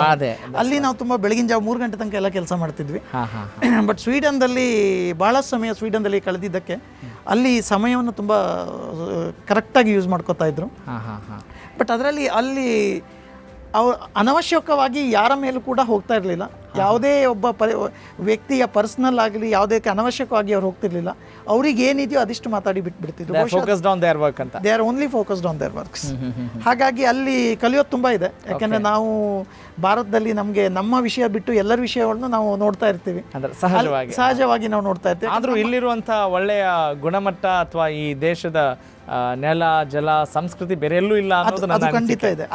ಅದೇ ಬರೋಕ್ಕೆ ಮೂಲ ಕಾರಣ ಕೂಡ. ಯಾಕೆಂದರೆ 10 ವರ್ಷ ಫಾರಿನ್ನಲ್ಲಿ ಇದ್ದ ಮೇಲೂ ಕೂಡ ಅನಿಸಿದ್ದೇನೆಂದರೆ ಎಲ್ಲೋ ಏನೋ ಕಳ್ಕೊತಾ ಇದ್ದೀನಿ ಅಂತ ಅನಿಸ್ಬಿಡ್ತು. ಆಮೇಲೆ ಏನು ಅನಿಸ್ಬಿಡ್ತು ಅಂದರೆ ನನ್ನ ಜೊತೆಗೆ ಇದ್ದಂಥ ನನ್ನ ಭಾಳಷ್ಟು ಬಾಲ್ಯ ಸ್ನೇಹಿತರು, ನಾವೊಂದು 20-25 ವರ್ಷದಿಂದ ಒಟ್ಟಿಗೆ ಇದ್ದೀವಿ. ಅಲ್ಲಿ ಕಮಲಾಕರ್ ಭಟ್ ಅಂತ ಇದ್ದಾರೆ, ಅವರು ಇವಾಗ ಚಾರ್ಟರ್ಡ್ ಅಕೌಂಟೆಂಟು. ಹಾಗೆ ಸತೀಶ್ ಹೆಬ್ಬಾರ್ ಅಂತ ಇದ್ದಾರೆ, ಜನಾರ್ದನ್ ಹೆಬ್ಬಾರ್ ಅಂತಿದ್ದಾರೆ. ಅವರೆಲ್ಲ ತುಂಬ ಒಳ್ಳೆಯ ಸ್ನೇಹಿತರು. ಆಮೇಲೆ ಅನಿಸ್ಬಿಡ್ತು ಅವ್ರ ಜೊತೆಗಿನ ಸ್ನೇಹ ಎಲ್ಲೋ ಕಳ್ಕೊತಿದ್ದೀನಿ ಅಂತ. ಯಾಕಂದರೆ ನಾನು ಭಾರತಕ್ಕೆ ಬಂದಾಗ ಮಾತ್ರ ಅವ್ರನ್ನ ಸಿಗೋಕ್ಕಾಗತ್ತೆ, ಅದು ಬಿಟ್ಟು ಬೇರೆ ಯಾವುದಿಲ್ಲ. ಅವರು ಮೀಟ್ ಆಗ್ತಾನೆ ಇರ್ತಾರೆ. ಹಾಗಾಗಿ ಈ ಸ್ನೇಹ, ಕುಟುಂಬ ಇದನ್ನೆಲ್ಲ ಬಿಟ್ಬಿಟ್ಟು ನಾವು ಏನು ಸಾಧಿಸ್ತಾ ಇದ್ದೀವಿ ಅಂತ ಅನ್ಸ್ಬಿಡ್ತು. ಹಾಗಾಗಿ ಭಾರತಕ್ಕೆ ಬಂದ್ಬೇಡ ಅಂತೇಳಿ ಡಿಸೈಡ್ ಮಾಡಿ ಬಂದ್ಬಿಟ್ವಿ. ಎಸ್, ಭಾರತಕ್ಕೆ ಬಂದ ಮೇಲೆ ನಿಮ್ಮ ಸಾಧನೆಯ ಬಗ್ಗೆ ಖಂಡಿತವಾಗ್ಲೂ ಮಾತನಾಡೋಣ. ಅದಕ್ಕಿಂತ ಮುಂಚಿತವಾಗಿ ಕಮಲಾಕರ್ ಭಟ್ ಕೂಡ ನಿಮ್ಮ ಜೊತೆ ಮಾತನಾಡಿದ್ದಾರೆ, ಬನ್ನಿ ಗಮನಿಸೋಣ. ನಾನು ಮತ್ತು ಗುರುಮೂರ್ತಿ ಕಳೆದ 30 ವರ್ಷಗಳಿಂದ ಸ್ನೇಹಿತರು. ಗುರುಮೂರ್ತಿ ಕೇವಲ ಒಬ್ಬ ವಿಜ್ಞಾನಿ ಅಲ್ಲದೇ ಅವನು ಒಬ್ಬ ವಾಗ್ಮಿ, ಒಬ್ಬ ಕವಿ, ಈ ಥರ ಒಂದು ಮಲ್ಟಿ ಟ್ಯಾಲೆಂಟೆಡ್ ಪರ್ಸನ್ ಅಂತ ಹೇಳಲಿಕ್ಕೆ ತುಂಬ ಹೆಮ್ಮೆ ಅನಿಸುತ್ತೆ ನನಗೆ. ಅದೇ ರೀತಿಯಾಗಿ ಅವನು ಕಾಲೇಜು ದಿನಗಳಲ್ಲಿ ಅತ್ಯದ್ಭುತವಾಗಿ ದೊಡ್ಡ ಭಾಷಣಕಾರನಾಗಿ ಇಡೀ ಯೂನಿವರ್ಸಿಟಿಗೆ ಹೆಸರು ಮಾಡಿರ್ತಕ್ಕಂಥ ಒಬ್ಬ ವ್ಯಕ್ತಿ ಗುರುಮೂರ್ತಿ ಹೆಗಡೆ ಅಂತ ಹೇಳಲಿಕ್ಕೆ ಸಂತೋಷ ಅನಿಸುತ್ತೆ. ಎಸ್, ಕಮಲಾಕರ್ ಭಟ್ ನಿಮ್ಮ ಚೈಲ್ಡ್ಹುಡ್ ಫ್ರೆಂಡ್. ಓಕೆ, ಅಂದರೆ ನೀವು ಸ್ನೇಹಕ್ಕೋಸ್ಕರ ಭಾರತಕ್ಕೆ ಬಂದ್ರಿ ಅಂತಾನೆ? ಬಹುಶಃ ಸ್ನೇಹಕ್ಕೆ ಒಂದು, ಆಮೇಲೆ ಕುಟುಂಬ. ತಂದೆ ತಾಯಿಗಳನ್ನು ಬಿಟ್ಟು ಬಹಳಷ್ಟು ವರ್ಷ ಹೊರಗಿರೋದ್ರಿಂದ ಪ್ರತಿಯೊಂದು ಸಲ ಫೋನ್ ಮಾಡಿದಾಗಲೂ ಅಮ್ಮನ ಒಂದೇ ಕ್ವಶನ್ ಏನಂದರೆ ಯಾವಾಗ ಬರ್ತಿದ್ದಿದ್ರ ಭಾರತಕ್ಕೆ ಅಂತ. ಯಾಕೆಂದರೆ ಅಮ್ಮ ತುಂಬ ಮಿಸ್ ಮಾಡ್ಕೋತಾ ಇದ್ರು, ಅಮ್ಮ ಅಪ್ಪ ಎಲ್ಲ. ಹಾಗಾಗಿ ಏನು ಅವಶ್ಯಕತೆ ಇದೆ ವಿದೇಶಕ್ಕೆ ಹೋಗುವಂಥದ್ದು, ಭಾರತದಲ್ಲೇ ಇದು ಮಾಡ್ಬೋದಲ್ಲ ಅಂತ ಅದು ಬಹುಶಃ ನಮಗೂ ಅನ್ಸೋಕೆ ಸ್ಟಾರ್ಟ್ ಆಗಿಬಿಡ್ತು. ಆಮೇಲೆ ನಾವು ಏನು ಸಂಘರ್ಷ ಮನಸ್ಸಿನೊಳಗೆ ನಡೀತಾ ಇತ್ತು, ಏನು ಸಾಧಿಸ್ತಾ ಇದ್ದೀವಿ ನಾವು ವಿದೇಶದಲ್ಲಿದ್ದು. ಯಾಕೆಂದರೆ ವಿದೇಶದಲ್ಲಿ ನೀವು ಯಾವತ್ತಿದ್ರೂ ನೀವು ವಿದೇಶಿಯರೇ, ನೀವು ಯಾವತ್ತೂ ವಿದೇಶದಲ್ಲಿ ಸ್ವದೇಶಿಯರಾಗೋಕೆ ಆಗೋದೇ ಇಲ್ಲ, ನೀವು ಪರಕೀಯರಾಗೇ ಇರ್ತೀರ. ನಮ್ಮ ಭಾರತ ಏನಿದ್ರು ನಮ್ಮದೇ ದೇಶ. ಇಲ್ಲಿ ನಮಗೆ ಕಷ್ಟಗಳು ಏನೇ ಇದ್ರು ಆ ಸುಖದ ಮುಂದೆ ಆ ಕಷ್ಟಗಳು ಬಹುಶಃ ಅಷ್ಟೊಂದು ಇಂಪಾರ್ಟೆಂಟ್ ಅಂತ ಅನ್ಸಲ್ಲ. ಎಸ್, ಹೀಗಾಗಿ ಈಗ ಕುಟುಂಬದ ಒಂದು ಸಹಕಾರ ಇದೆ, ಪ್ರೀತಿ ಇದೆ, ಮತ್ತು ಸ್ನೇಹಿತರ ಜೊತೆ ಕೂಡ ಇದ್ದುಕೊಂಡು ನಿಮ್ಮ ಸಂಶೋಧನೆಯನ್ನು ಮುಂದುವರಿಸ್ತಾ ಇದ್ದೀರಿ. ಎಸ್, ಹಾಗೆಯೇ ನಿಮ್ಮ ತಂದೆ ತಾಯಿಗಳು ಕೂಡ ನಿಮ್ಮ ಬಗ್ಗೆ ಮಾತನಾಡಿದ್ದಾರೆ, ಬನ್ನಿ ಸ್ನೇಹಿತರೆ ನೋಡೋಣ. ಗ್ರಾಮೀಣ ಭಾಗದಲ್ಲಿ ಹುಟ್ಟಿ ಬೆಳೆದವ, ಇದರಿಂದ ಹಳ್ಳಿಗರಿಗೆ ತನ್ನಿಂದ ಹೆಚ್ಚಿನ ಅನುಕೂಲ ಆಗಲಿ ಹೇಳುವಂತ ಇಚ್ಛೆ ಮೊದಲಿಂದನೂ ಇತ್ತು. ಅಡಿಕೆ ಸಂಶೋಧನೆಯಲ್ಲಿ ತೊಡಗಿಸಿಕೊಂಡಿದ್ದ. ಈ ಸಂಶೋಧನೆಯಿಂದ ಇನ್ನೂ ಹೆಚ್ಚಿನ ಯಶಸ್ಸು ಸಿಗಲಿ ಮತ್ತು ಹಳ್ಳಿಗರಿಗೆ ಇದರಿಂದ ಹೆಚ್ಚಿನ ಉಪಯೋಗ ಆಗಲಿ ಅಂತ ಹಾರೈಸಿ. ಮತ್ತು ನೀವು ಪ್ರಾಧ್ಯಾಪಕರಾದರೂ ಕೂಡ, ಆದರೆ ನೀವು ಟೀಚಿಂಗ್ ಮಾಡ್ತಾ ಇಲ್ಲ, ರಿಸರ್ಚ್ಗೋಸ್ಕರ ಮಾತ್ರ ಮೀಸಲಾಗಿಟ್ಟಿದ್ದಾರೆ ನಿಮ್ಮ ಕಾಲೇಜ್ನಲ್ಲೂ ಕೂಡ. ಆ ಟೀಚಿಂಗ್ ಅಂದರೆ ನಾನು ವರ್ಷದಲ್ಲಿ ಒಂದು ಸೆಮಿಸ್ಟರ್ನಲ್ಲಿ ಪೋಸ್ಟ್ ಗ್ರ್ಯಾಜುಯೇಷನ್ ಸ್ಟೂಡೆಂಟ್ಸ್ಗಳಿಗೆ ಸಂಶೋಧನೆಯನ್ನು ಹೇಗೆ ಮಾಡಬೇಕು ಅನ್ನುವಂಥ ಒಂದು ಕೋರ್ಸ್ ಅಂತ ತಗೋತೀನಿ. ಈ BMS ತಾಂತ್ರಿಕ ಮಹಾವಿದ್ಯಾಲಯದ ಡೋನರ್ ಟ್ರಸ್ಟಿಗಳಂತ ಡಾಕ್ಟರ್ ರಾಗಿಣಿ ನಾರಾಯಣ್ ಅವರು ಹಾಗೂ ಅಧ್ಯಕ್ಷರಂಥ ದಯಾನಂದ್ ಪೈ ಸರ್ ಅವರು ಸದಾ ಸರ್ವದಾ ಪ್ರೋತ್ಸಾಹ ಕೊಟ್ಟಿದ್ದಾರೆ. ಯಾಕೆಂದರೆ ಒಂದು ಪ್ರೈವೇಟ್ ಇನ್ಸ್ಟಿಟ್ಯೂಷನ್ಗಳಲ್ಲಿ ಒಂದು ದೊಡ್ಡ ರಿಸರ್ಚ್ ಸೆಂಟರನ್ನು ತೆಗೆದು ಅಲ್ಲಿ ಟೀಚಿಂಗ್ ಲೋಡನ್ನು ಕಡಿಮೆ ಮಾಡಿ ಸಂಶೋಧನೆಗೋಸ್ಕರ ನೀವು ಇರಿ ಅಂತ ಹೇಳುವಂಥದ್ದು ಇದೆಯಲ್ಲ, ನಾನು ಎಲ್ಲೂ ನೋಡೇ ಇಲ್ಲ ಅಂತ ಅನ್ಸುತ್ತೆ. ಯಾಕೆಂದರೆ ಸದಾ ಸರ್ವದಾ ಯಾವತ್ತೂ ಸಂಶೋಧನೆಗೆ ಏನು ಸಹಾಯ ಕೇಳಿದ್ರು ಪ್ರೀತಿಯಿಂದ ಮಾಡಿದ್ದಾರೆ, ಹಾಗೆ ಪ್ರೋತ್ಸಾಹ ಮಾಡಿದ್ದಾರೆ. ಇವತ್ತಿಗೂ ಕೂಡ ಸಂಶೋಧನೆಗೆ ಏನು ಬೇಕಾದರೂ ಕೂಡ ಅದನ್ನು ಖುಷಿಯಿಂದ ಮಾಡಿದ್ದಾರೆ. ಅವರ ಆ ಸಪೋರ್ಟ್ ಇಲ್ಲದೆ ಇದ್ದರೆ ಬಹುಶಃ ನಾನು ಇಷ್ಟೊಂದು ಬೆಳೆಯೋಕ್ಕೆ ಆಗ್ತಿರ್ಲಿಲ್ಲ ಅಂತ ಅನಿಸುತ್ತೆ. ಯಾಕೆಂದರೆ ಅಂಥ ಒಂದು ಸಪೋರ್ಟಿಂಗ್ ಮ್ಯಾನೇಜ್ಮೆಂಟ್ ಇದ್ದಾಗ ಮಾತ್ರ ನಾವು ಬೆಳೆಯೋಕ್ಕಾಗತ್ತೆ. ಇಲ್ಲಾಂದರೆ ಒಂದು ಕಡೆ ಮ್ಯಾನೇಜ್ಮೆಂಟ್ ಸಪೋರ್ಟೇ ಇಲ್ಲದೆ ಇದ್ದರೆ ನಾವು ಸಂಶೋಧನೆ ಅನ್ನುವಂಥದ್ದು ಕೇವಲ ಅದು ನ್ಯಾನೋ ಕಣಗಳಲ್ಲಿ ನೀವು ಸಂಶೋಧನೆ ಮಾಡುವಾಗ ದುಡ್ಡು ಕೂಡ ಅಷ್ಟೇ ಹಾಕಬೇಕಾಗತ್ತೆ. ಯಾಕೆಂದರೆ ತುಂಬ ದುಡ್ಡು ನ್ಯಾನೋ ಕಣಗಳನ್ನು ಪರಿವರ್ತಿಸುವಂಥದ್ದಲ್ಲಿ ತುಂಬ ದುಡ್ಡುಗಳು ಬೇಕಾಗುತ್ತೆ. ಅಂಥ ಫಂಡಿಂಗ್ಗಳನ್ನು ಅವರು ಮಾಡಿದ್ದಾರೆ. ಹಾಗೆ ಗ್ರೇಟ್ಫುಲ್ ಟು ದೆಮ್ ಅಂತ ಒಂದು ಒಳ್ಳೆಯ ಒಂದು ಲ್ಯಾಬೊರೇಟ್ರಿಯನ್ನು ನಿರ್ಮಾಣ ಮಾಡಿಕೊಟ್ಟಿದ್ದಾರೆ. ಅಂಥ ಲ್ಯಾಬೊರೇಟ್ರಿ ಬಹುಶಃ ಭಾರತದಲ್ಲಿ ಒಂದು ಕೆಲವು ವಿಷಯಗಳಲ್ಲಿ ಇದೊಂದು ಯುನೀಕ್ ಲ್ಯಾಬೊರೇಟ್ರಿ. ಅಂಥ ಲ್ಯಾಬೊರೇಟ್ರಿಯನ್ನು ಅತ್ಯುತ್ತಮವಾಗಿ ಮಾಡಿಕೊಟ್ಟಿದ್ದಾರೆ. ಸೊ ಅದಕ್ಕಾಗಿ ನಾನು ಅವರಿಗೆ ಸದಾ ಕೃತಜ್ಞತೆಯನ್ನು ಸಲ್ಲಿಸ್ತೇನೆ. ಎಸ್, ಹಾಗೆಯೇ ನಿಮ್ಮ ಕಲೀಗ್ಸ್ ಪಾತ್ರ ಕೂಡ ತುಂಬ ಪ್ರಾಮುಖ್ಯತೆಯನ್ನು ವಹಿಸುತ್ತೆ ಅಂತ ನಾನು ಅಂದ್ಕೊಳ್ತೀನಿ. ನಿಮ್ಮ ಸಂಶೋಧನೆ ಅಂತ ಬಂದಾಗ ನಿಮ್ಮ ಕಲೀಗ್ಸ್ ಕೂಡ ಮಾತನಾಡಿದ್ದಾರೆ, ಬನ್ನಿ ಕೇಳೋಣ. ಡಾಕ್ಟರ್ ಗುರುಮೂರ್ತಿ ಹೆಗಡೆಯವರ ಜೊತೆಯಲ್ಲಿ ಅಡಿಕೆಯಿಂದ ತಯಾರು ಮಾಡಿದಂತಹ ಒಂದು ನ್ಯಾನೋ ಪಾರ್ಟಿಕಲನ್ನು ಕೆಟಲಿಸ್ಟ್ ಆಗಿ ಉಪಯೋಗಿಸುವಂತಹ ಒಂದು ಪ್ರಾಜೆಕ್ಟಲ್ಲಿ ಕೊಲ್ಯಾಬೊರೇಟರ್ ಆಗಿ ಕೆಲಸ ಮಾಡಿದ್ದೇನೆ ಅಂತ ಹೇಳಲಿಕ್ಕೆ ಭಾಳ ಖುಷಿಯಾಗ್ತದೆ. ಅವರು ಅಡಿಕೆಯನ್ನು ಉಪಯೋಗಿಸಿಕೊಂಡು ಅನೇಕ ರೀತಿ ಸಂಶೋಧನೆಗಳನ್ನು ಮಾಡಿದ್ದಾರೆ. ಇದರ ಲಾಭ ಇನ್ನು ಮುಂದಿನ ದಿನಗಳಲ್ಲಿ ಎಲ್ಲರಿಗೂ ಸಿಗುವಂತಾಗಲಿ, ಅವರು ಇನ್ನೂ ಹೆಚ್ಚಿನ ಸಂಶೋಧನೆಗಳನ್ನು ಮಾಡಲಿ ಅಂತ ಹಾರೈಸ್ತೇನೆ. ಡಾಕ್ಟರ್ ಹೆಗಡೆ ಅವರು ಬಹುಮುಖ ಪ್ರತಿಭೆಯ ಸಂಶೋಧಕರು. ಇತ್ತೀಚೆಗೆ ಅವರು ಅಡಿಕೆಯನ್ನು ಕಾರ್ಬನ್ ನ್ಯಾನೋ ಪಾರ್ಟಿಕಲ್ಸ್ಗಳನ್ನಾಗಿ ಪರಿವರ್ತಿಸಿ ಅದನ್ನು ಅನೇಕ ಸಂಶೋಧನೆಗಳಲ್ಲಿ ಉಪಯೋಗಿಸಿ ಯಶಸ್ಸು ಕಂಡಿದ್ದಾರೆ. ಅವರ ಕೆಲ ಸಂಶೋಧನೆಗಳಲ್ಲಿ ನಾನು ಸಹ ಸ್ವಲ್ಪ ಮಟ್ಟಿಗೆ ಭಾಗಿಯಾಗಿದ್ದೇನೆ ಎನ್ನಲು ಹೆಮ್ಮೆ ಅನ್ನಿಸುತ್ತದೆ. ಸಂಶೋಧನೆ ಅಂತ ಬಂದಾಗ ಯಾವ ಲಕ್ಷಣಗಳನ್ನು ಹೊಂದಿರಬೇಕು ಅನ್ನೋದ್ರ ಬಗ್ಗೆ ಕೂಡ ನಮಗೆ ತಿಳಿದುಕೊಳ್ಬೇಕು ಅಂತ ಅನಿಸುತ್ತೆ. ಮತ್ತು ಸಹಕಾರ ಎಷ್ಟರ ಮಟ್ಟಿಗೆ ಅಗತ್ಯ ಅಂತೀರಿ ತಾವು? ಸಂಶೋಧನೆ ಅಂದರೆ ನಮ್ಮ ವೇದದಲ್ಲಿ ಒಂದು ಮಾತು ಬರುತ್ತೆ ಸಂಸ್ಕೃತದಲ್ಲಿ, ಕಾಕಚೇಷ್ಟ ಬಕೋದ್ಯಾನಂ ಶ್ವಾನ ನಿದ್ರಾ ತಥೈವಚ ಅಲ್ಪಾಹಾರಿ ಗ್ರಹತ್ಯಾಗಿ ಇತಿ ಪಂಚ ವಿದ್ಯಾರ್ಥಿ ಲಕ್ಷಣಂ ಅಂತ. ಸೊ ಇಲ್ಲಿ ವಿದ್ಯಾರ್ಥಿ ಅಂದರೆ ಸಂಶೋಧಕ ಯಾವತ್ತೂ ವಿದ್ಯಾರ್ಥಿನೇ. ಈಗ ನಮಗೆ ಪ್ರತಿದಿನವೂ ನಾವು ಓದದೇ ಇದ್ದರೆ, ನಾವು ಕಲಿದೇ ಇದ್ದರೆ, ನಾವು ನನ್ನ ವಿದ್ಯಾರ್ಥಿಗಳಿಗೆ PhD ವಿದ್ಯಾರ್ಥಿಗಳಿಗೆ ನಾನು ಯಾವುದೇ ಐಡಿಯಾಗಳನ್ನು ಕೊಡೋಕ್ಕಾಗಲ್ಲ. ಹಾಗಾಗಿ ಪ್ರತಿದಿನ ನಾನು ಓದಲೇಬೇಕಾಗತ್ತೆ. ಸೊ ಇದನ್ನು ಯಾಕೆ ಹೇಳಿದೆ ಅಂದರೆ, ಒಂದು ಸಂಶೋಧಕನಿಗೆ ಕಾಕಚೇಷ್ಟ, ಯಾವಾಗ ನಾವು ಚಿಕ್ಕವರಿರುವಾಗ ಒಂದು ಕಾಗೆ ಬಾಯಾರಿಕೆ ಆದಾಗ ಒಂದು ಹೂಜಿಯಲ್ಲಿರುವಂಥ ನೀರಿಗೆ ಮೇಲೆ ಬರಲಿ ಕಲ್ಲನ್ನು ಹಾಕಿ ಹಾಕಿ ಹಾಕಿ ಹೇಗೆ ಮೇಲ್ತಂತು, ಅಂತಹ ಎಫರ್ಟನ್ನು ಪ್ರತಿಯೊಬ್ಬ ಸಂಶೋಧಕನೂ ಕೂಡ ತನ್ನ ಸಂಶೋಧನೆಯಲ್ಲಿ ಹಾಕಬೇಕಾಗತ್ತೆ. ಆ ನೀರು ಮೇಲೆ ಬರೋವಷ್ಟು ಎಫರ್ಟ್ ಹಾಕದೇ ಇದ್ದರೆ ಸಂಶೋಧನೆಯಲ್ಲಿ ಯಾವ ಅರ್ಥವೂ ಬರೋದಿಲ್ಲ. ಅದೇ ರೀತಿಯಾಗಿ ಬಕೋದ್ಯಾನಂ, ಈ ಬಕ ಅನ್ನುವಂಥದ್ದು ನೀರಲ್ಲಿ ಅದು ತನ್ನ ಕೊಕ್ಕನ್ನು ಮುಂದೆ ಮಾಡಿ ಕಣ್ಣಲ್ಲಿ ಬರುವಂಥ ಮೀನುಗಳನ್ನೆಲ್ಲ, ಚಿಕ್ಕ ಚಿಕ್ಕ ಮೀನುಗಳನ್ನೆಲ್ಲ ಹರಿಯೋಕೆ ಬಿಡುತ್ತಂತೆ. ಆದರೆ ಆ ಹರಿಯೋಕೆ ಚಿಕ್ಕ ಮೀನುಗಳನ್ನು ಬಿಡುವಾಗ ಅದು ತುಂಬ ಹೊತ್ತಿನಲ್ಲಿ ಅಲ್ಲಿ ನೋಡಿಕೊಂಡು ದೊಡ್ಡ ಮೀನಿಗೆ ಕಾಯ್ತಾ ಇರುತ್ತಂತೆ. ಅದು ಚಿಕ್ಕ ಮೀನನ್ನು ಅಲ್ಲಿ ಕ್ಯಾಚ್ ಮಾಡ್ಕೊಂಡು ಬಿಟ್ಟರೆ ದೊಡ್ಡ ಮೀನಿಗೆ ಗೊತ್ತಾಗ್ಬಿಡುತ್ತೆ, ಯಾಕೆಂದರೆ ನೀರಿನಲ್ಲಿ ಅಲೆ ಬರೋದ್ರಿಂದ ದೊಡ್ಡ ಮೀನಿಗೆ ಅಲ್ಲಿ ಏನೋ ನಡೀತಾ ಇದೆ ಅಂತೇಳಿ ಅದು ತನ್ನ ಪಥವನ್ನು ಬದಲಿಸಿಬಿಡುತ್ತಂತೆ. ಆದರೆ ಇಲ್ಲಿ ಬಕ ಆ ಚಿಕ್ಕ ಮೀನುಗಳನ್ನೆಲ್ಲ ಬಿಟ್ಟು ದೊಡ್ಡ ಮೀನು ಬಂದಾಗ ಮಾತ್ರ ಕ್ಯಾಚ್ ಮಾಡುತ್ತಂತೆ. ಇದು ಯಾಕೆ ಅಂದರೆ, ನಾವು ಸಂಶೋಧನೆ ಮಾಡುವಾಗ ನಮಗೆ ಭಾಳಷ್ಟು ಕಷ್ಟಗಳು ಚಿಕ್ಕ ಮೀನುಗಳಾಗಿ ಬರ್ತಾ ಇರುತ್ತವೆ. ಅಲ್ಲಿ ಕಷ್ಟಗಳನ್ನೇ ನಾವು ತೆಗೆದುಕೊಂಡು ಬಿಟ್ಟರೆ ಆವಾಗ ಬಂದೇ ಬರುವಂಥ ಸುಖವನ್ನು ಬಿಟ್ಬಿಡ್ತೀವಿ. ಹಾಗಾಗಿ ಇದನ್ನೆಲ್ಲ ಪಾಸ್ ಮಾಡಿ ಆ ದೊಡ್ಡ ಮೀನಿಗೋಸ್ಕರ ನಾವು ಒಂದು ಏಮ್ ಮಾಡಿದಾಗ ಖಂಡಿತವಾಗಿಯೂ ಇದಾಗತ್ತೆ. ಇನ್ನು ಮುಂದೊಂದು ಶ್ವಾನ ನಿದ್ರಾ, ಅಲ್ಲಿ ನಮ್ಮ ಸಂಶೋಧನೆಯಲ್ಲಿ ಎಚ್ಚರಿಕೆಯಾಗಿರ್ಬೇಕು. ಯಾವ ರೀತಿ ನಾಯಿ ಎಷ್ಟು ಗದ್ದಲ ಇದ್ದರೂ ಕೂಡ ಒಂದು ಪಿನ್ ಬಿದ್ದರೂ ಕೂಡ ನಾಯಿಗೆ ಎಚ್ಚರ ಆಗುತ್ತೆ ನಿದ್ದೆಯಲ್ಲಿ, ಅಂತಹ ಅಲರ್ಟ್ನೆಸ್ ನಮ್ಮ ಸಂಶೋಧನೆಯಲ್ಲಿ ಇರಬೇಕು. ಮತ್ತೊಂದು ಅಲ್ಪಾಹಾರಿ, ಇದರ ಅರ್ಥ ನಾವು ಕಡಿಮೆ ತಿನ್ನಬೇಕು ಅಂತಲ್ಲ. ಅಲ್ಪಾಹಾರಿ ಅಂದರೆ ನಮ್ಮ ಈ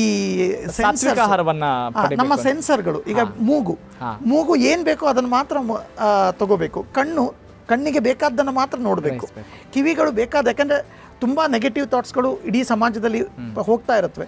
ಸೊ ನೆಗೆಟಿವ್ ಥಾಟ್ಸ್ಗಳನ್ನು ಕೇಳಿ ಬಿಟ್ಬಿಡಿ, ಆ ಪಾಸಿಟಿವ್ ಧನಾತ್ಮಕ ಅಂಶಗಳನ್ನು ಒಳಗೂಡಿಸ್ಕೊಳ್ಳಿ. ಅದು ಅಲ್ಪಾಹಾರಿ, ಎಷ್ಟು ಬೇಕೋ ಅಷ್ಟನ್ನು ಮಾತ್ರ ತಗೊಳ್ಳಿ ನಿಮ್ಮ ಸೆನ್ಸರ್ಸ್ಗಳಿಗೆ. ಇನ್ನೊಂದು ಗ್ರಹತ್ಯಾಗಿ ಅಂದರೆ ನಮ್ಮ ಕಂಫರ್ಟ್ ಝೋನನ್ನು ಬಿಟ್ಟು ಹೊರಗಡೆ ಬನ್ನಿ.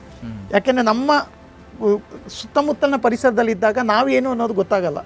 ಸೊ ಹೊರಗಡೆ ಹೋದಾಗ ನಾವು ನಮ್ಮನ್ನು ನಿಜವಾಗಿಯೂ ಅರ್ಥ ಮಾಡ್ಕೊಳ್ಳೋಕ್ಕಾಗತ್ತೆ, ಓರೆ ಹಚ್ಚಿಕೊಳ್ಳುವುದು ಅದಾಗತ್ತೆ. ಹಾಗಾಗಿ ಈ 5 ಲಕ್ಷಣಗಳು ಇದ್ದರೆ ಬಹುಶಃ ಸಂಶೋಧಕ ಸಂಪೂರ್ಣವಾಗಿ ಆಗ್ತಾನೆ ಅಂತ. ಇದು ತುಂಬ ಹಳೆ ಮಾಡಿಟ್ಟಿದ್ದು, ಬಟ್ ಇವತ್ತಿಗೂ ಕೂಡ ಅದು ಬಹಳಷ್ಟು ಪ್ರಸ್ತುತವಾದದ್ದು.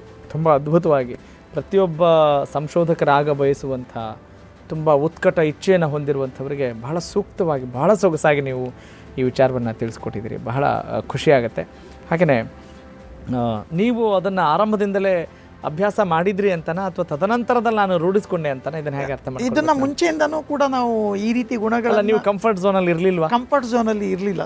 ಯಾಕೆಂದರೆ ತುಂಬ ಕಡೆ ನಾನು ಒಬ್ಬನೇ ಪ್ರಯಾಣ ಮಾಡಿದ್ದೀನಿ. ತುಂಬ ಕಡೆ ಎಲ್ಲ ಕಾನ್ಫರೆನ್ಸ್ಗಳಲ್ಲಿ ವಿದೇಶಗಳಲ್ಲಾಗಲಿ ಬಹಳಷ್ಟು ದೇಶಗಳಿಗೆ ವಿಸಿಟ್ ಕೊಡುವಾಗ ನಾನು ಒಬ್ಬನೇ ಪ್ರಯಾಣ ಮಾಡಿದ್ದೀನಿ. ಸೊ ಅಲ್ಲಿ ನಾನು ಪ್ರತಿಯೊಂದು ಸಲ ಹೋದಾಗಲೂ ಹೊಸ ಹೊಸ ವ್ಯಕ್ತಿಗಳ ಜೊತೆ ನನ್ನ ಕೊಲಾಬರೇಷನ್ ಇಟ್ಕೊಂಡಿದ್ದೀನಿ. ತುಂಬ ವಿಷಯಗಳಲ್ಲಿ ದೊಡ್ಡ ದೊಡ್ಡ ಪ್ರೊಫೆಸರ್ಗಳು, ಇಂಡಸ್ಟ್ರಿಯಲಿಸ್ಟ್ಗಳ ಜೊತೆ ಎಲ್ಲ ಒಬ್ಬನೇ ಹೋಗಿ ಮಾತಾಡಿದ್ದೀನಿ. ಅರ್ಥ ಇಷ್ಟೇ, ಕಂಫರ್ಟ್ ಝೋನನ್ನು ಬಿಟ್ಟು ಅವ್ರ ಜೊತೆ ಮಾತಾಡಿ ಇವತ್ತಿಗೂ ಕೂಡ ಬಹಳಷ್ಟು ದೇಶದ ಪ್ರೊಫೆಸರ್ಗಳು ನನ್ನ ಜೊತೆ ವರ್ಕ್ ಮಾಡ್ತಾ ಇದ್ದಾರೆ. ಹಾಗಾಗಿ ತುಂಬ ನಮ್ಮ ಸಂಶೋಧನಾ ಕುಟುಂಬ ತುಂಬ ದೊಡ್ಡದಿದೆ. ಬಹಳಷ್ಟು ವಿದೇಶಗಳ ಜೊತೆ ವರ್ಕ್ ಮಾಡ್ತಾ ಇದ್ದೀನಿ. ಹಾಗಾಗಿ ಬಹುಶಃ ಅದೆಲ್ಲ ಗುಣಗಳು ಅದರಲ್ಲಿ ಇದೆ ಅಂತ ಅನಿಸುತ್ತೆ. ಓಕೆ, ಅಂದರೆ ಈ ಸಂಶೋಧನೆ ಅಂತ ಹೇಳಿದರೆ ಇದು ಎಂಡ್ಲೆಸ್ ಅಂತನಾ ತಮ್ಮ ಪ್ರಕಾರ? ಖಂಡಿತ. ಇದರಲ್ಲಿ ನಾನು ಕಂಡುಹಿಡಿದದ್ದು ಕೇವಲ ಒಂದು ಸಣ್ಣ ಬಿಂದು ಅಷ್ಟೇ. ಬಹಳಷ್ಟು ಇದೆ, ದೊಡ್ಡ ಸಮುದ್ರ ಇದು. ಇಲ್ಲ, ದೊಡ್ಡವರೆಲ್ಲ ಹಾಗೆ ಹೇಳ್ತಾರೆ. ಇಲ್ಲ ನಿಜ. ಅಂದರೆ ಈ ಅಡಕೆ ಅಂತ ಹೇಳಿದ ತಕ್ಷಣ ನಿಮಗೆ ಸಿದ್ದಾಪುರ, ಸಿರ್ಸಿ ಅಂತ ಹೇಳಿದ ತಕ್ಷಣ ಅತಿ ಹೆಚ್ಚು ಬೆಳೆಗಾರರಿದ್ದಾರೆ, ಅದು ಕೂಡ ನಿಮಗೆ ಅನುಕೂಲ ಆಗಿತ್ತು. ಆದರೆ ಚಿಕ್ಕಂದಿನಲ್ಲಿ ನಿಮಗೆ ಯೋಚನೆ ಬಂದಿದ್ದುಂಟಾ, ನಾನೊಬ್ಬ ಸೈಂಟಿಸ್ಟ್ ಆಗಬಹುದು ಅಥವಾ ಏನಾದರೂ ಸಂಶೋಧನೆ ಮಾಡ್ಬೋದು ಅಂತ? ಬಹುಶಃ ಸಮಯದ ಅಳವಡಿಸ್ಕೊಳ್ಳೋದು. ಯಾಕಂದರೆ ವಿಜ್ಞಾನದ ವಿದ್ಯಾರ್ಥಿಯಾಗಿ ಅವ್ರ ಜೊತೆ ನಾನು ಬಹಳಷ್ಟು ಸಮಯ ಕಳೀತೆ. ಯೂಶ್ವಲಿ ಒಬ್ಬ ವಿಜ್ಞಾನದ ವಿದ್ಯಾರ್ಥಿ ಇನ್ನೊಂದು ವಿಜ್ಞಾನದ ವಿದ್ಯಾರ್ಥಿ ಜೊತೆ ಇರೋದು ಕಾಮನ್ ಆಗಿ ನೋಡುವಂಥದ್ದು. ಹೌದು. ಬಟ್ ನಾನು ಇಲ್ಲಿ ಒಬ್ಬ ಕನ್ನಡ ಉಪನ್ಯಾಸಕರು, ಇನ್ನೊಬ್ಬರು ಚಾರ್ಟರ್ಡ್ ಅಕೌಂಟೆಂಟು, ಇವ್ರ ಜೊತೆ ನಾನು ಇರ್ತಿದ್ದೆ. ಬಟ್ ಇವೆಲ್ಲ ನಡುವೆ ಕೂಡ ಸ್ಟಡಿಯಲ್ಲಿ ಕೂಡ ಮಾಡ್ತಾ ಇದ್ದೆ. ಆವಾಗ ಅವರು ಇದನ್ನೆಲ್ಲ ಮ್ಯಾನೇಜ್ ಮಾಡಿಕೊಂಡು ನೀನಿರ್ತೀಯ ಮತ್ತು ಭಾಷಣಗಳಿಗೆ ಹೋಗ್ತಾ ಇದ್ದೆ, ಆಶುಭಾಷಣಗಳಿಗೆ ಹೋಗ್ತಾ ಇದ್ದೆ, ಕವನಗಳನ್ನು ಬರಿತಾ ಇದ್ದೆ. ಇದೆಲ್ಲ ನೋಡಿದಾಗ ಅವರಿಗೆ ಮುಂದೇನೋ ನೀನೊಂದು ಸಾಧಿಸ್ತೀಯ ಅಂತ ಹೇಳಿ ಯಾವತ್ತೂ ಹೇಳ್ತಾನೆ ಇದ್ರು. ಎಲ್ಲೋ ಈ ಸೆಮಿಸ್ಟರ್ ಪದ್ಧತಿ ಬಂದು ಕಲೀಲಿಕ್ಕೆ ಹೆಚ್ಚು ಅವಕಾಶ ಆಗ್ತಾ ಇಲ್ಲ, ಬರೀ ಮಾರ್ಕ್ಸ್ ಓರಿಯೆಂಟೆಡ್, ಎಕ್ಸಾಮ್ ಓರಿಯೆಂಟೆಡ್ ಮಾತ್ರ ಆಗ್ತಾ ಇದೆ ಅಂತ ಏನಾದರೂ ಅನಿಸಿದುಂಟಾ ತಮಗೆ? ಖಂಡಿತ ಇವಾಗ ಅನ್ನಿಸ್ತಾ ಇದೆ. ಯಾಕೆಂದರೆ ನಾವು ಓದಿರುವಾಗ ವರ್ಷದ ತುದಿಯಲ್ಲಿ ಪರೀಕ್ಷೆ ಇರ್ತಿತ್ತು. ನಾವು ವರ್ಷದ ಉಳಿದ ಸಮಯಗಳನ್ನು ಈ ಕಾದಂಬರಿಗಳನ್ನು, ಕನ್ನಡ ಹೆಸರಾಂತ ಕವಿಗಳದ್ದು ಅಥವಾ ಇಂಗ್ಲೀಷಿದ್ದು ಕಾದಂಬರಿ ಎಲ್ಲ ಹುಚ್ಚಿನಲ್ಲಿ ಅದನ್ನು ಓದಿ ಅರ್ಥ ಮಾಡ್ಕೊಂಡಿದ್ವಿ. ಬಟ್ ಇಂದಿನ ವಿದ್ಯಾರ್ಥಿಗಳಿಗೆ ಆ ಸೆಮಿಸ್ಟರ್ ಸಿಸ್ಟಮ್ ಬಂದಿರೋದ್ರಿಂದ ಅವರು ಪ್ರತಿಯೊಂದು ಸಮಯ ಕೂಡ ಪರೀಕ್ಷೆಗಳಿಗೆ ಮೀಸಲಾಗಿಡ್ತಾರೆ ಹೊರತು ಎಲ್ಲೋ ಸಮಯವನ್ನು ಮೀಸಲಾಡೋದಕ್ಕೆ ಅವ್ರಿಗೆ ಟೈಮ್ ಸಿಗ್ತಾ ಇಲ್ಲ ಅಂತ ಅನ್ನಿಸ್ತಾ ಇದೆ. ಅಂದರೆ ಎಲ್ಲೋ ಜೀವನದ ಮೌಲ್ಯಗಳನ್ನು ಕಲೀಲಿಕ್ಕೆ ಸಾಧ್ಯ ಆಗ್ತಾ ಇಲ್ಲ ಅಂತನಾ ಈ ಪದ್ಧತಿಗಳಿಂದ? ಖಂಡಿತ ಹಾಗೆ ಅನ್ನಿಸ್ತಾ ಇದೆ. ಯಾಕೆಂದರೆ ನಮಗೆ ಸಿಗುವಷ್ಟು ಫ್ರೀಡಮ್ ಅವ್ರಿಗೆ ಸಿಗ್ತಾ ಇಲ್ಲ. ಯಾಕೆಂದರೆ ಅವರಿಗೆ ತುಂಬ ಪರೀಕ್ಷೆಗಳು ಬರ್ತಾ ಇವೆ. ಆ ಒಂದು ವರ್ಷದ ತುದಿಯಲ್ಲಿ ಬರೋ ಪರೀಕ್ಷೆಗೆ ನಾವು ಜನವರಿ, ಫೆಬ್ರವರಿ, ಮಾರ್ಚಲ್ಲಿ ಓದ್ಕೋತಾ ಇದ್ವಿ. ಉಳಿದ ಸಮಯಗಳನ್ನು ಈ ಸಾಂಸ್ಕೃತಿಕ ರೀತಿಯಲ್ಲಿ ಚಟುವಟಿಕೆಗಳಲ್ಲಿ ಅಂಥದ್ರಲ್ಲಿ ಬಳಸ್ಕೋತಾ ಇದ್ವಿ. ಅದು ಇವಾಗ ಎಲ್ಲೋ ಸ್ವಲ್ಪ ಕಡಿಮೆ ಆಗ್ತಾ ಇದೆ ಅಂತ ಹೇಳಿ ನನ್ನ ಪರ್ಸನಲ್ ಆಗಿ ಅಭಿಪ್ರಾಯ. ನಿಜ. ಆದರೆ ಈಗ ನೀವು ಸಾಕಷ್ಟು ವಿದ್ಯಾರ್ಥಿಗಳನ್ನು ನೋಡ್ತಾ ಇದ್ದೀರಿ.